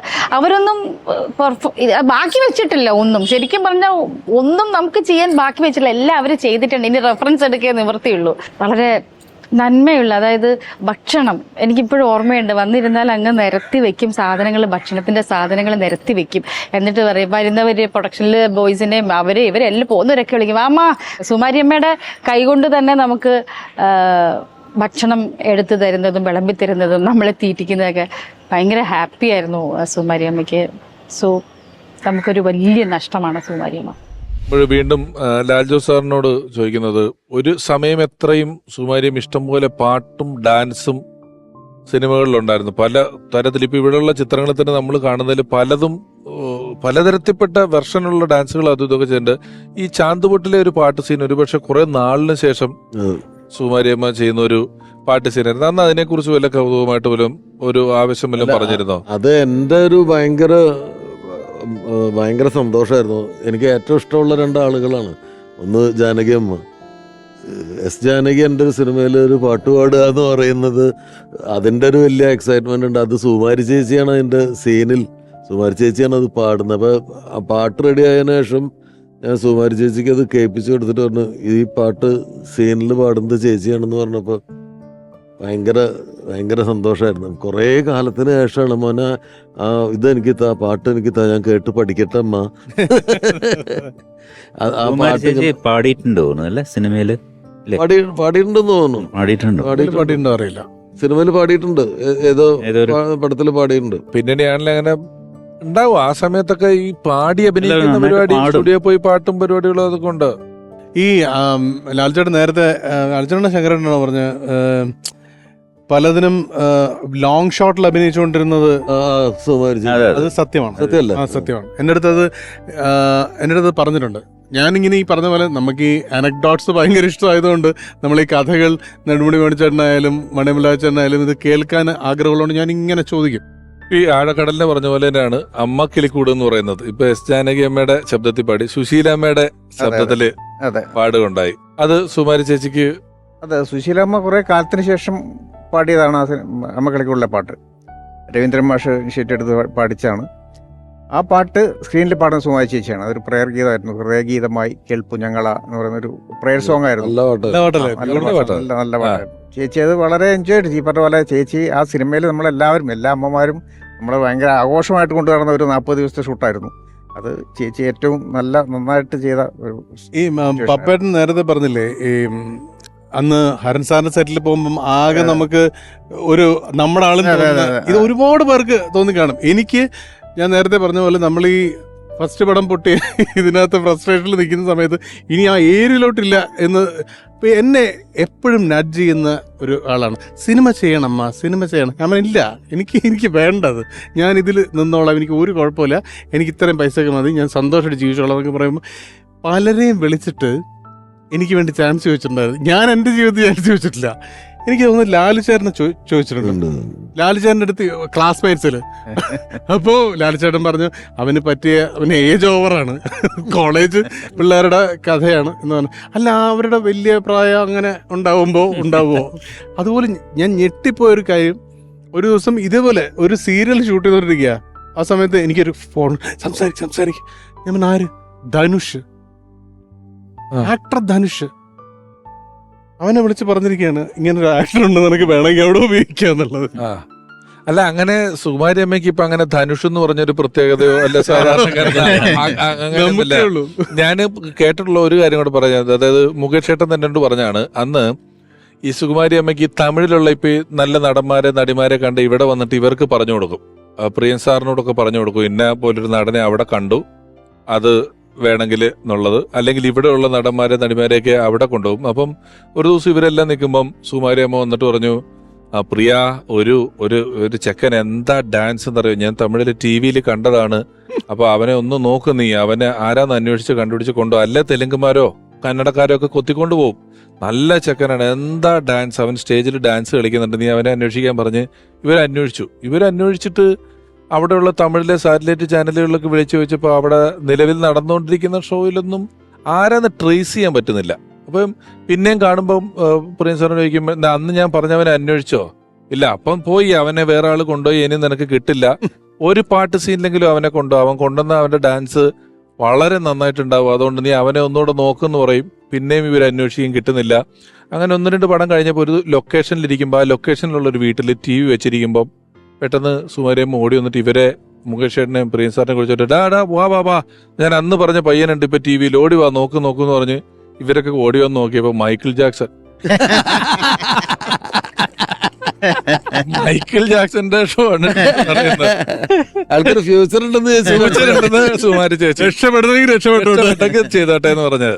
ഈ ആരംഭകാലത്തുള്ള കൂടുതൽ സിനിമകളും സുമാരി ചേച്ചി കുറെ ഹ്യൂമർ ഉള്ള ക്യാരക്ടേഴ്സ് ആണ് ചെയ്തിട്ടുള്ളത്. അതിനകത്തല്ല ഒരു വിധത്തിൽ അല്ലെങ്കിൽ വേറൊരു വിധത്തിൽ ആരംപ്ലസരം കിന്നരാണേലും പൂച്ചക്കൊരു മുക്കുത്താണേലും അതിലെല്ലാം അയൽവാസി ഒരു ദരിദ്രവാസിയിലൊക്കെ ശങ്കരനൊക്കെ ഹീറോ ആണ് ആ സമയത്ത്. ഹ്യൂമറിനൊക്കെ അപ്പൊ സിനിമയിൽ വേറൊരു സംഘം ആളുകൾ തന്നെ വേറെ ആൾക്കാർ ഒരു പാരലൽ ട്രാക്കിലാണ് ഹ്യൂമർ അടക്കുന്ന സമയത്ത്. അതിനൊക്കെ മാറി വന്ന ഒരു സിനിമയാണ് പൂച്ചക്ക്. ബിക്കോസ് അതിലെല്ലാവരും കുറെ ഹ്യൂമർ കളിച്ചിട്ടുണ്ട്, ഹ്യൂമർ ചെയ്യുന്നുണ്ട്. സജഷൻസ് പറയുമായിരുന്നു അപ്പൊ സുകുമാരി ചേച്ചി? കാരണം സുകുമാരി ചേച്ചി ഒരുപാട് ഹെൽപ്പ് ചെയ്യൂട്ടാ നമ്മള് പല കാര്യങ്ങളും. ഇപ്പൊ നമുക്ക് ഈ കോമഡി ഒന്നും എല്ലാവർക്കും വഴങ്ങില്ല, അതൊരു ഭയങ്കര ഒരു ഡിഫിക്കൽട്ട് ആക്ടിങ് ആണ്. അപ്പോൾ പറഞ്ഞ് നമുക്ക് ഇങ്ങനെ ചെയ്യാം അങ്ങനെ ചെയ്യാം, അതിൻ്റെ ടൈമിങ് കാര്യങ്ങൾ ഒക്കെ വന്ന് പറഞ്ഞു തരും, ഒരുപാട് ഹെൽപ്പ് ചെയ്യാറുണ്ട്. ഞാൻ നേരത്തെ പറഞ്ഞു ഈ കാക്കക്കുയിൽ എന്നൊക്കെ പറയുന്ന സിനിമയിൽ നമ്പീശ, അതായത് ജഗതി ചേട്ടനും ലാലേട്ടനും ഇവരും കൂടെ ഒക്കെ ആയിട്ടൊരു നീ ചോദിച്ചോണ്ട് ഈ അവസരത്തിൽ ആണോ അറിയില്ല. കാരണം എനിക്ക് തോന്നുന്നത് ആ കാലഘട്ടത്തിൽ ആക്ടേഴ്സ് എല്ലാം തന്നെ ഇപ്പോ ശങ്കരനടുത്ത് എനിക്കും ചോദിക്കണമെന്ന് ആ ട്വിസ്റ്റ് എന്നൊക്കെ പറഞ്ഞ് വരുന്നുണ്ടല്ലോ. വേണുചേട്ടനും ചേച്ചിയായിട്ടുള്ള ഇന്ററാക്ഷൻസ് ഉണ്ട്. ഇത് അല്ല, സുകുമാരി ചേച്ചി ചെയ്യുമ്പോ നമ്മള് ചെയ്തു അതാണ് അതിന്റെ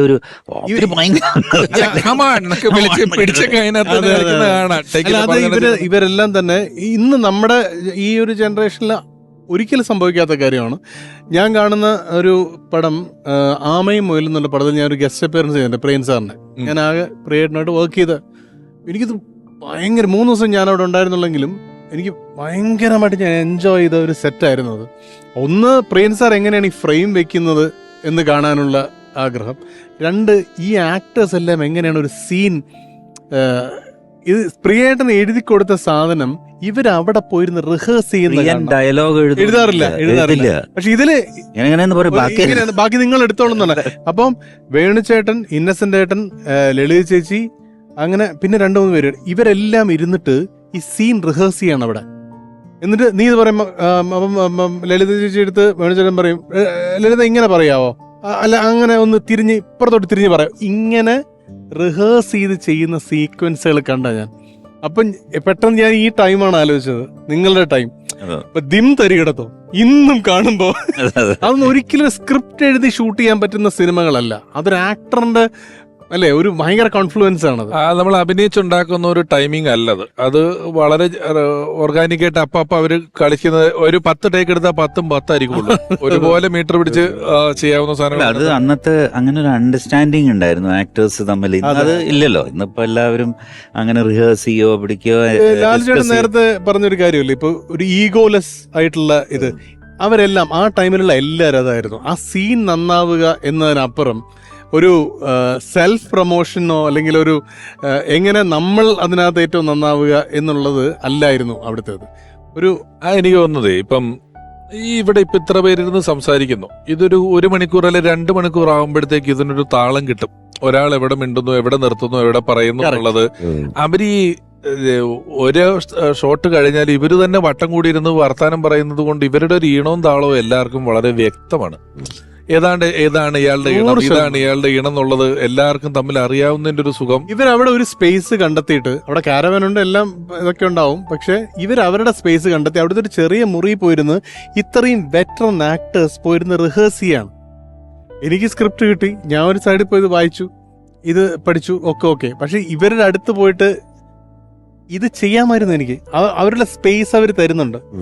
ആ സാധനം നമ്മൾ ഇന്ന് ഭയങ്കരമായിട്ട് മിസ് ചെയ്യും. കുമാരിയമ്മയൊക്കെ നമ്മുടെ ഈ വെട്ടം എന്ന് പറയുന്ന സിനിമയിൽ വരെ ഇവര് കരയുന്നതും ഒന്നെല്ലാം അത്ഭുതം തോന്നുന്ന പ്രകടനങ്ങളാണ്. അതിനകത്ത് അങ്ങനെ നമുക്ക് ഒരു കട്ടോ ഷോട്ടോ ഒന്നും ഇവരുടെ ഒരു പ്രകടനത്തിൽ നമുക്ക് മനസ്സിലാക്കാൻ പറ്റൂല. ആർട്ടിസ്റ്റും പെർഫോമൻസും റൈറ്റ് ഫ്രം ദി ബിഗിനിങ് നമ്മൾ അരപ്പട്ട കെട്ടിയ ഗ്രാമത്തിലെ ക്യാരക്ടർ നോക്കുമ്പോൾ പറന്ന് പ്രായണ പത്മരാജൻ സിനിമകളിൽ അധികം ശ്രദ്ധിക്കപ്പെടാതെ പോകുന്ന സിനിമയാണ് പറന്ന് അതിനകത്തെ ക്യാരക്ടർ എനിക്ക് ഭയങ്കര ഇഷ്ടമുള്ള സിനിമ അത്. അല്ലേ? നമ്മള് ഡിഗ്രി ഫസ്റ്റ് ഇയർ പ്രീ ഡിഗ്രിക്ക് ഒറ്റ പഠിക്കുമ്പോഴാണ് ആ സിനിമ വരുന്നത്. അതില് ടീച്ചർ ആ ലുക്ക് എന്തൊരു തോട്ടാണ് എലിസബത്ത് വേണു ചേട്ടന്റെയും സുകുമാരി ചേച്ചിയുടെയും കോമ്പിനേഷനൊക്കെ ശരിക്കും കാണണം കേട്ടോ. നമുക്ക് ഞങ്ങളൊക്കെ പോയിരുന്ന് ഷൂട്ടിംഗ് കാണും അവിടെ. ഇവരുടെ ആ ഒരു ഇംപ്രവൈസേഷനും കാര്യങ്ങളൊക്കെ ഭയങ്കര രസമായിരുന്നു. അരപ്പറ്റ കെട്ടിയ ഗ്രാമത്തിലാണ് സ്റ്റേറ്റ് അവാർഡ് കിട്ടിയിരിക്കുന്നത്. ഇപ്പം ഈ സുമാരിയമ്മയുമായിട്ട് നേരിട്ട് ബന്ധപ്പെട്ട കാര്യമില്ലെങ്കിൽ ഈ പൂച്ചക്കര മൂക്കുത്തി എന്നൊക്കെ പറയുന്ന സിനിമയില് അന്ന് വലിയ കൗതുകം തോന്നിയ ചില കാര്യങ്ങൾ പറയുന്നത്, ഒന്ന് സ്ക്രീനിൽ നിന്ന് ആർട്ടിസ്റ്റ് പുറത്തിരിക്കുന്ന ആളോട് സംസാരിക്കുന്നുണ്ട്. വേണിച്ചേട്ടനൊക്കെ ചില സീൻ തീർന്നിട്ട് വന്ന കണ്ടില്ലേ ഇത് ഇന്ന പരിപാടി എന്ന് പറഞ്ഞ് അങ്ങനെ പറഞ്ഞിട്ട് പോകുന്ന രീതിയിലുള്ള പരീക്ഷണങ്ങൾ ആ സമയത്തെ വന്നിട്ടും ചെയ്തിട്ടും എല്ലാം ഉണ്ട്. ഓർമ്മയിലെന്നും സുകുമാരി ചേച്ചി എന്ന പരമ്പരയിൽ ഇനി ഒരുപാട് മനോഹരങ്ങളായ ചിത്രങ്ങൾ നമുക്ക് സമ്മാനിച്ച സംവിധായകൻ TS സുരേഷ് ബാബു സാർ സുകുമാരിയമ്മയെ ഓർക്കുന്നു. ഞാൻ ഏതാണ്ട് ഒരു 40-42 പടം അസോസിയേറ്റ് ഡയറക്ടറായിട്ടും അസിസ്റ്റൻ്റായിട്ടും വർക്ക് ചെയ്തിട്ടുണ്ട്. എൻ്റെ ഒരു കണക്ക് ശരിയാണെങ്കിൽ ഒരു 30-32 പടത്തിൽ എൻ്റെ ആ പടത്തിൽ അസിസ്റ്റൻ്റായിട്ട് വർക്ക് ചെയ്ത പടത്തിൽ ഇവർ അഭിനയിച്ചിട്ടുണ്ട്.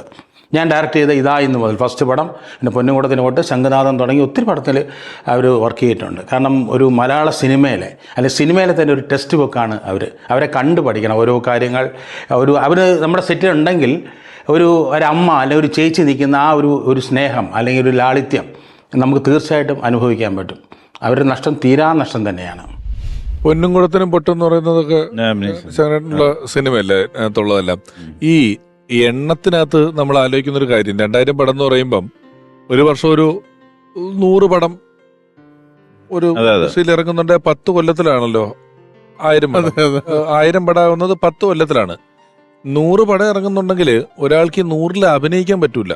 ഒരു 10 ദിവസമെങ്കിലും ഒരു സിനിമയ്ക്ക് വെച്ച് വേണമെന്നുണ്ടല്ലോ. അപ്പൊ ശരിക്കും ഈ സമയം കുറവായത് കൊണ്ടാണ് ഇത് 2000 നിന്നേക്കുന്നത്. അങ്ങനെ കണക്ക് കൂട്ടി നോക്കുമ്പം ഒരു മനുഷ്യന് അഭിനയിക്കാൻ പറ്റുന്ന സിനിമകളുടെ എണ്ണത്തിന് പരിമിതി ഉള്ളത് കൊണ്ടാണ് ഇത്രയും കുറഞ്ഞിരിക്കുന്നത്. 5000 അല്ലെങ്കിൽ അത് എവിടെയോ എത്തേണ്ട ഒരു എണ്ണമാണ് ഇത്രയും സിനിമകൾ എന്ന് പറയുന്നത്. ചേച്ചിയെ കുറിച്ച് പറയുമ്പോൾ എനിക്ക് പെട്ടെന്ന് പറയാനുള്ള ഒരു കാര്യം എന്ന് വെച്ചാൽ, ചേച്ചി ഫ്രെയിമിൽ വരുമ്പോൾ ചേച്ചി വല്ലാതെ അങ്ങ് ഡോമിനേറ്റ് ചെയ്യും. അതായത് കൂടെ 2-3 ആൾക്കാരുണ്ടെങ്കിൽ, പ്രത്യേകിച്ച് ഞാൻ അമ്മക്കളി കൂടെ ഒക്കെ ചെയ്യുമ്പോൾ എല്ലാം നല്ല ആക്ടേഴ്സാണ്. ഇപ്പോൾ പൊന്നമ്മ ചേച്ചി ഉണ്ടാവും, ഒരേ ഫ്രെയിമിൽ തന്നെ പന്നു ചേച്ചി ഉണ്ടാവും, ലളിത ചേച്ചി ഉണ്ടാവും, മല്യ ചേച്ചി ഉണ്ടാവും, സുമാ ചേച്ചി ഉണ്ടാവും. എല്ലാവർക്കും ഡയലോഗ് ഉണ്ടാവും. പക്ഷേ സുമാ ചേച്ചി കയറി അങ്ങ് ഡോമിനേറ്റ് ചെയ്യുന്ന ഒരു സാധനമാണ്. അതായത് നമ്മൾ ഫ്രെയിമിൽ നിന്ന് സുമാ ചേച്ചിയാണ് നമ്മൾ ബാക്കി എല്ലാവരും ഡയലോഗ് പറയുന്നെങ്കിൽ അവരെ ശ്രദ്ധിക്കും. അത് ഈ ഉള്ളൊഴുക്കിൽ ഉർവശിക്ക് ഇതുണ്ട്. ഉർവശിയും പാർവതി രണ്ടുപേരും മത്സരിച്ച് അഭിനയിക്കുകയാണെങ്കിലും നമ്മൾ ഫ്രെയിമിൽ 2 പേരും വന്നാൽ നമ്മൾ ഉർവശി മാത്രമേ നോക്കിയിരിക്കുള്ളൂ. അങ്ങനത്തെ ഒരു സംഭവം ഉണ്ട്. എന്ന് പറഞ്ഞ പോലെ ഒരു അങ്ങനത്തെ ഫ്രെയിമിൽ അങ്ങനെ ഡോമിനേറ്റ് ചെയ്യുന്നൊരു ഇപ്പോഴത്തെ സമയത്ത് നമ്മൾ ഫ്രെയിമിൽ ഡോമിനേറ്റ് ചെയ്യുന്നു എന്നൊക്കെ പറഞ്ഞാൽ അതെന്തോ ബോധപൂർവം ചെയ്യുന്ന ഒരു ക്രൈമായിട്ടൊക്കെ ബോധപൂർവം ചെയ്യുന്നൊന്നല്ല. ഒരിക്കലും അവരുടെ ഭാഗത്ത് ഇതിൽ യാതൊരു തെറ്റുമില്ല. ഇത് കാണുന്ന നമ്മള് അറിയാതെ ചെന്ന് പിക്ക് ചെയ്ത് ഒരാളിൽ ചെന്ന് ഹോൾഡ് ചെയ്യും. അത് നമ്മൾ ബോധപൂർവം ചെയ്യണം. മാസ്റ്ററി, ഈ ക്രാഫ്റ്റിന്റെ മേലെയുള്ള മാസ്റ്ററിയാണത്. ഒരു ഫ്രെയിമിൽ നിന്ന് കഴിഞ്ഞാൽ എങ്ങനെ ഏറ്റവും അധികം ഈ അനുഭവവേദ്യമാകുന്ന രീതിയിൽ നമുക്ക് പെർഫോം ചെയ്യാന്നുള്ള അത് ഇവർക്ക് നാച്ചുറലി വരുന്നതാണ്. നാച്ചുറലാണ്. ഇത് ബോധപൂർവ്വം ആലോചിച്ച് ചെയ്യാന്ന് പറഞ്ഞാൽ പാടാ. ഏറ്റവും കൂടുതൽ നമുക്ക് എന്താ ചെയ്യേണ്ടതെന്ന് അറിയില്ല. നമ്മൾ പ്രതീക്ഷിക്കില്ല ജഗദീഷ് ശ്രീകുമാറിനോട് ആക്ട് പെട്ടെന്നായിരിക്കും എന്തെങ്കിലും. ഇവരുടെ കോമ്പിനേഷൻ നല്ല രസമാണ്, ജഗദീപ് ശ്രീകുമാർ. അല്ല, ആ ബാച്ചിലെ നമ്മളിപ്പോ നേരത്തെ പറഞ്ഞ ഒന്നിച്ചിരുന്ന് റിഹേഴ്സൽ ചെയ്യുന്നു എന്ന് പറയുന്നതിനകത്ത് ഈ പറഞ്ഞ ഒരു കോമ്പിനേഷന്റെ സുഖം എന്ന് പറയുന്നത് വളരെ വലുതാണ്. സുകുമാരി ചേച്ചിക്ക് അതാണ് ഞാൻ പറഞ്ഞത് നേരത്തെ തുടക്കത്തിൽ പറഞ്ഞത്. നമ്മൾ അന്യഭാഷയിലൊക്കെ പോകുമ്പോഴേ അവിടെയൊക്കെ അവിടുത്തെ ഒരു നടിയായിട്ട് നമുക്ക് തോന്നുള്ളൂ. ഇവിടെയുള്ള ആൾക്കാർ പോയി അഭിനയിച്ച ചില സിനിമകളോ കാര്യങ്ങളൊക്കെ നമുക്ക് കാണുമ്പം കൃത്യമായിട്ട് ചെയ്ത് അവിടുത്തുകാരല്ല. ചില സിനിമയിൽ ഇവിടുന്ന് പോകുന്ന ആൾക്കാരെ മലയാളിയായിട്ട് തന്നെ കാസ്റ്റ് ചെയ്യുന്നത്. അല്ലാണ്ട് വേറെ വഴികളില്ല. ഇത് ഇവരവിടെ ചെന്ന് കഴിഞ്ഞാൽ വളരെ കൃത്യമായിട്ട് ചേർന്ന്, അതും തമിഴിലൊക്കെ ആ സമയത്ത് എനിക്ക് തോന്നുന്നു മനോരമ എന്ന് പറയുന്ന നടി ഏതാണ്ട് ഇതേ പവറില് ഇതുപോലെ നിൽക്കുന്ന വലിയ ബന്ധമുള്ള 2 പേരായിരുന്നു അവരും. ഓ. അവർ തമ്മിലുള്ള രണ്ടുപേരും ഭയങ്കര ഒരു മ്യൂച്വൽ റെസ്പെക്റ്റും ഞാനിവർ രണ്ടുപേരും ഒരു സ്പേസിൽ കണ്ടിട്ടുണ്ട്. അപ്പൊ അവര് അങ്ങോട്ടും ഇങ്ങോട്ടും കൊടുക്കുന്ന മ്യൂച്വൽ റെസ്പെക്ട് എന്ന് പറയുന്നത് തന്നെ രണ്ട് ആർട്ടിസ്റ്റുകൾ തമ്മിൽ ഉണ്ടാവുന്ന ആ ഒരു ഐക്യം എന്നല്ല അതിനെ പറയേണ്ടത്, ഇത് ഒരു ഭയങ്കര ബ്യൂട്ടിഫുൾ ബ്ലെൻഡിങ് ആണ്. ഗ്രേറ്റ് ആർട്ടിസ്റ്റുകൾ രണ്ടുപേര് തമ്മിലുള്ള. ഇപ്പം പിഷു പറഞ്ഞ മറ്റൊരു കാര്യം, നമ്മളെല്ലാം ഈ കാക്കക്കുയിലെ ജഗദീഷ് ജയചേട്ടനും സുമാര്യമ്മയും തമ്മിലുള്ള കോമ്പിനേഷൻസ്, ഇത് വേറെ നമുക്കത് എമുലേറ്റ് ചെയ്യാൻ പറ്റുമോ? വേറെ എങ്ങനെ ഏത് രണ്ട് ആർട്ടിസ്റ്റുകളും നമുക്കത് സപ്ലാന്റ് ചെയ്യാൻ? തിരിയും താടിക്കിട്ട് തട്ടും തിരിയും താടിക്കിട്ട് തട്ടും ചെയ്യുന്ന സാധനങ്ങളാണ്. അല്ല, ഇതാണ് ഇത് നമ്മൾ അത്ഭുതത്തോടെ പറയുമ്പോൾ തന്നെയാണ്. ഇപ്പൊ നമ്മൾ നേരത്തെ പറഞ്ഞ അരപ്പട്ട കെട്ടിയ ഗ്രാമം എന്നൊക്കെ പറയുന്ന സിനിമയിലെ കഥാപാത്രത്തിന്റെ വേരിയേഷൻസ് വളരെ കൂടുതലാണ്. ഓർമ്മയിലെന്നും സുകുമാരിയമ്മ, ഈ പരമ്പരയിൽ സുകുമാരിയമ്മ എന്ന അതുല്യ പ്രതിഭയെ ഓർക്കുന്നു. അഭിനേത്രി ദേവി ചന്ദന.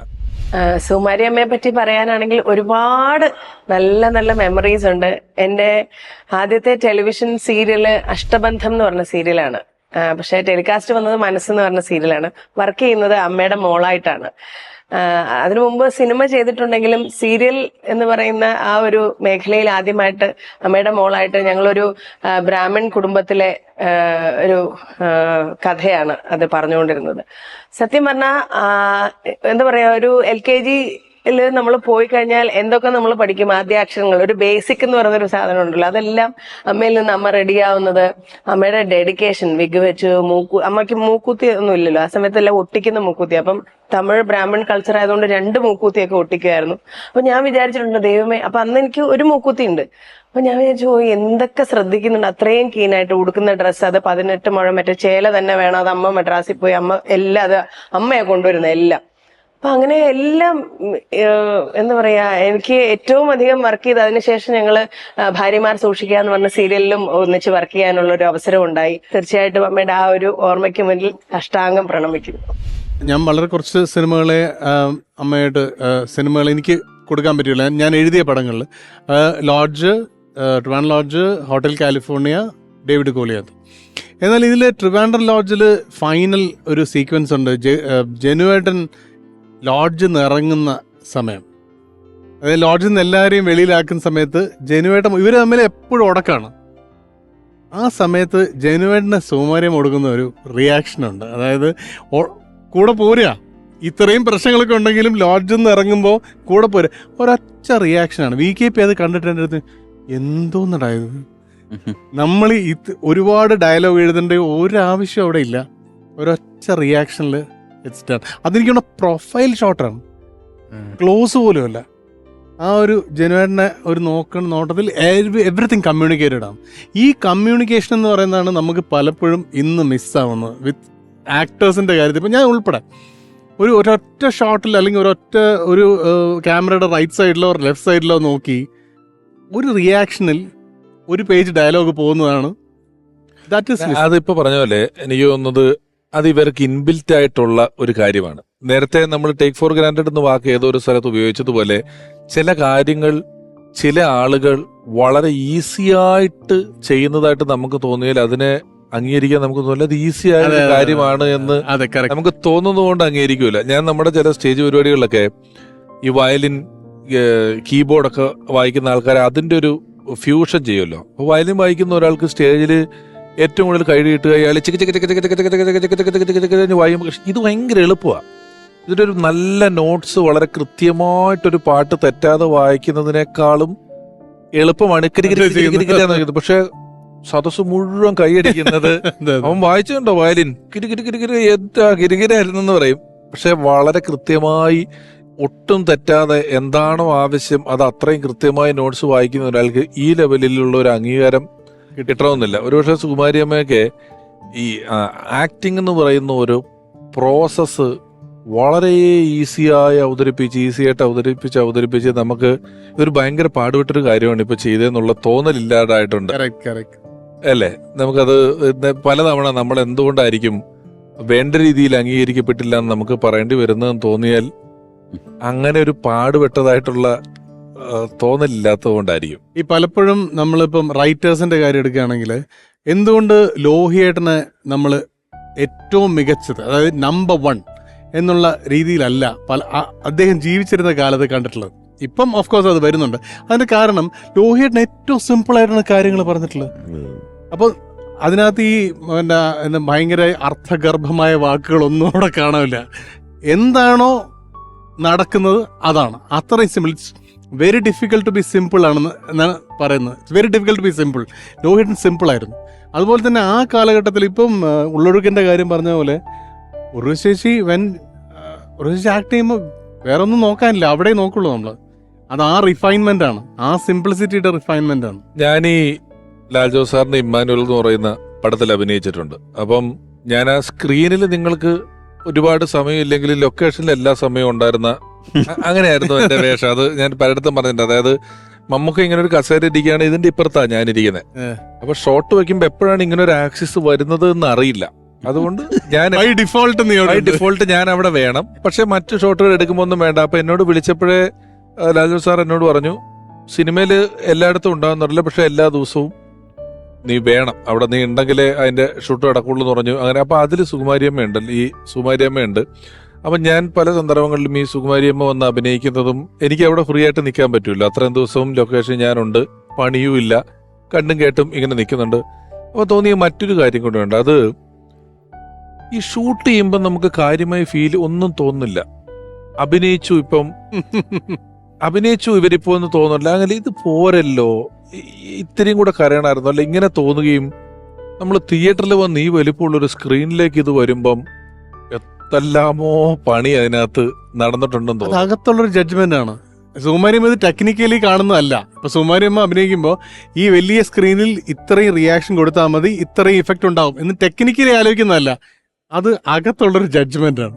വർഷങ്ങളായിട്ടുള്ള ഈ ഒരു എക്സ്പീരിയൻസും ആ ഫീൽഡ് അവര് ഓൺ ചെയ്യുന്നു. കറക്റ്റ്, അതാണ് കറക്റ്റ്. ആ ക്യാമറ ഫീൽഡ് അവർ ഓൺ ചെയ്യാണ്. അവർക്ക് അവരുടെയാണത്. അവിടെ അവർക്ക് യാതൊരു അപരിചിതത്വവും ഇല്ല, അവിടെ യാതൊരു ഇൻഹിബിഷൻസും ഇല്ല. അവരവിടെ പെരുമാറുകയാണ്, അവിടെ ബിഹേവ് ചെയ്യാണ്. അപ്പം നമുക്ക് അവർ ഈ ഭയങ്കര ആർട്ടിഫിഷ്യലായിട്ടുള്ള ചില ക്യാരക്ടേഴ്സ് ചെയ്യും, ഭയങ്കര ജാടക്കാരിയായിട്ടുള്ള സൊസൈറ്റി ലേഡി എന്നൊക്കെ പറഞ്ഞിട്ട്. അപ്പം ഞാനൊക്കെ ആദ്യം അവരുടെ ശരിക്കുള്ള സ്വഭാവം അതാണെന്നാണ് ഞാൻ വിചാരിച്ചിരുന്നത്, ചേച്ചിനെ കാണുന്നത് വരെ. നേരിട്ട് കാണുമ്പോ ഇതൊന്നും അല്ലാത്ത വേറെ ഒരു പാവം തമിഴ് സ്ത്രീയാണെന്ന് തോന്നുന്നു. കംപ്ലീറ്റ്ലി. വലിയ സത്യം നേരത്തെ പറഞ്ഞത്. അതായത് ആ ചിരിയോ ചിരിയിൽ ഞാനും ഇതേ സെയിം കാര്യം ആലോചിച്ചിട്ടുണ്ട്. ചിരിയോ ചിരിയിൽ റോള് വേറെ ആരും ചെയ്യില്ല. കാരണം റിയൽ ലൈഫ് സുകുമാരിയാണ് അതിനകത്ത് അവതരിപ്പിക്കേണ്ടത്. അപ്പോ ഫ്രോഡായിട്ടാണ് അവര്. അപ്പൊ ആ സമയത്ത് കാണുമ്പോ നമ്മളും വിചാരിക്കും ഈ സുകുമാരി എന്ന് പറയുന്ന ആൾ ഇങ്ങനെയാണ്, ഇത് വിട്ടുകൊടുക്കുക, അത് സാരമില്ല എന്ന് പറയാന്നൊക്കെ പറയുന്നത് ഒന്നുകിൽ അസാമാന്യമായ നിഷ്കളങ്കതയായിരിക്കണം, അല്ലെങ്കിൽ അസാമാന്യമായ ആത്മവിശ്വാസമായിരിക്കണം. ഈ രണ്ട് കാര്യങ്ങളിൽ എന്തെങ്കിലും ഒന്നാണ്. ആത്മവിശ്വാസം തന്നെയാണ് ആയിരിക്കണം. സുകുമാരി അമ്മയോടൊപ്പം നിരവധി ചിത്രങ്ങളിൽ ഒരുപാട് കഥാപാത്രങ്ങളെ അവതരിപ്പിച്ചിട്ടുള്ള എനിക്ക് നിങ്ങൾക്കുമെല്ലാം ഒരുപോലെ പ്രിയപ്പെട്ട ജഗദീഷ് ഏട്ടൻ ഈ അവസരത്തിൽ സുകുമാരി അമ്മയെ ഓർക്കുന്നു.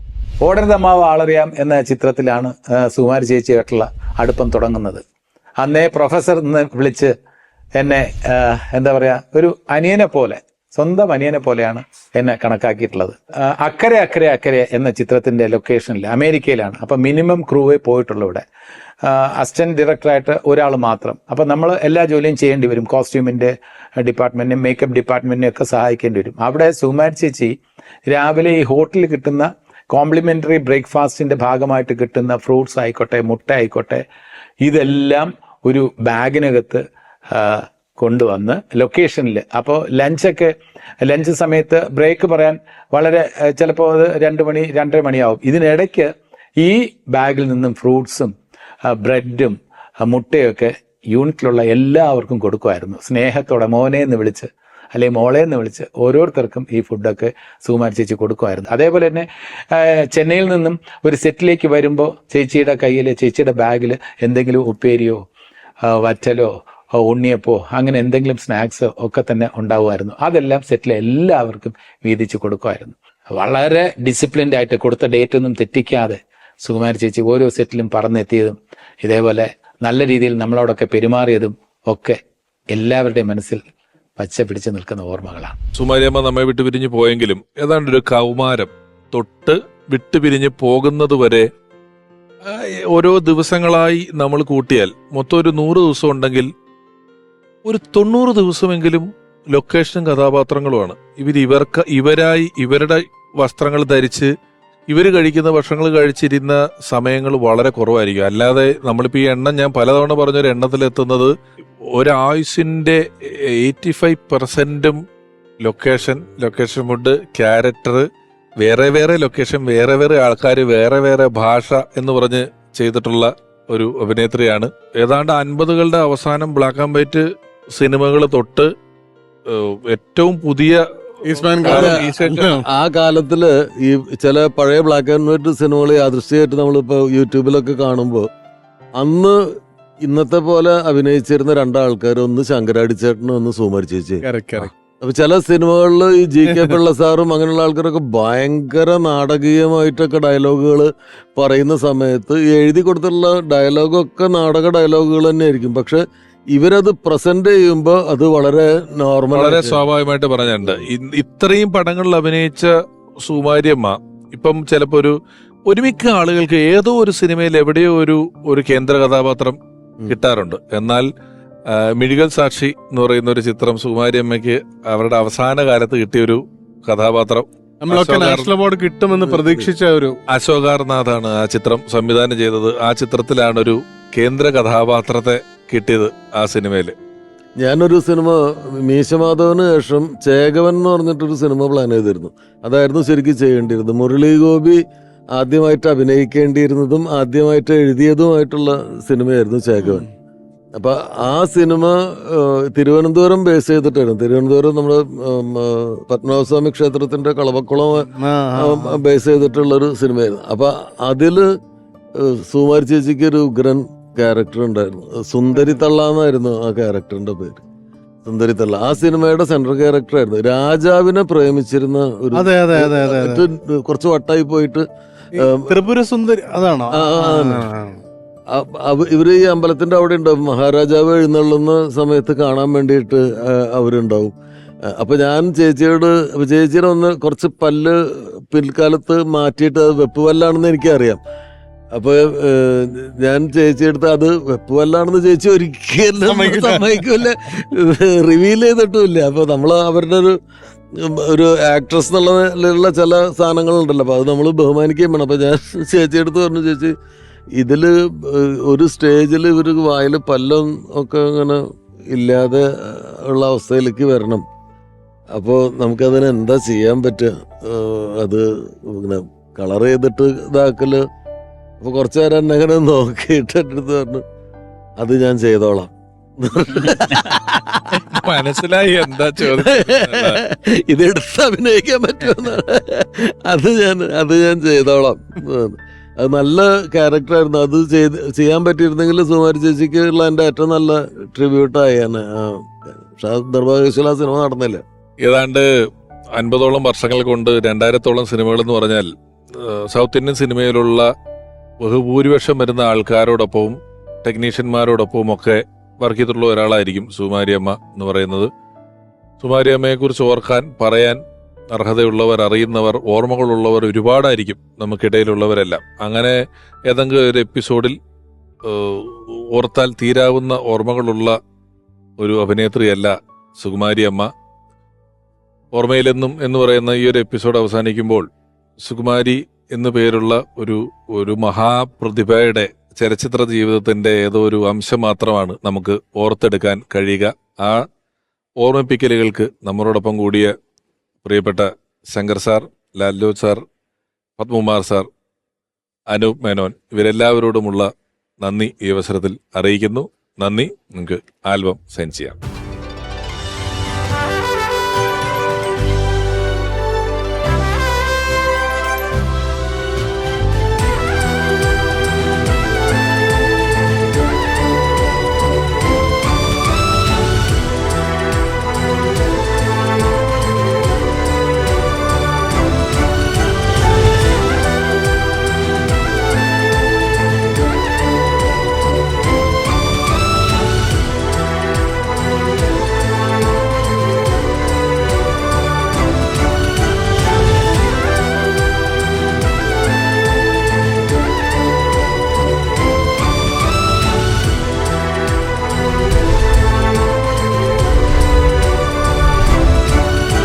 പരിചയപ്പെടുന്ന ഓരോരുത്തർക്കും സൗകുമാര്യമുള്ള ഒരു അമ്മയായി നിരവധി കഥാപാത്രങ്ങളെ അവതരിപ്പിച്ച് കഥാപാത്ര വൈവിധ്യങ്ങൾ കൊണ്ട് നമ്മളെ അത്ഭുതപ്പെടുത്തിയ സുകുമാരിയമ്മ.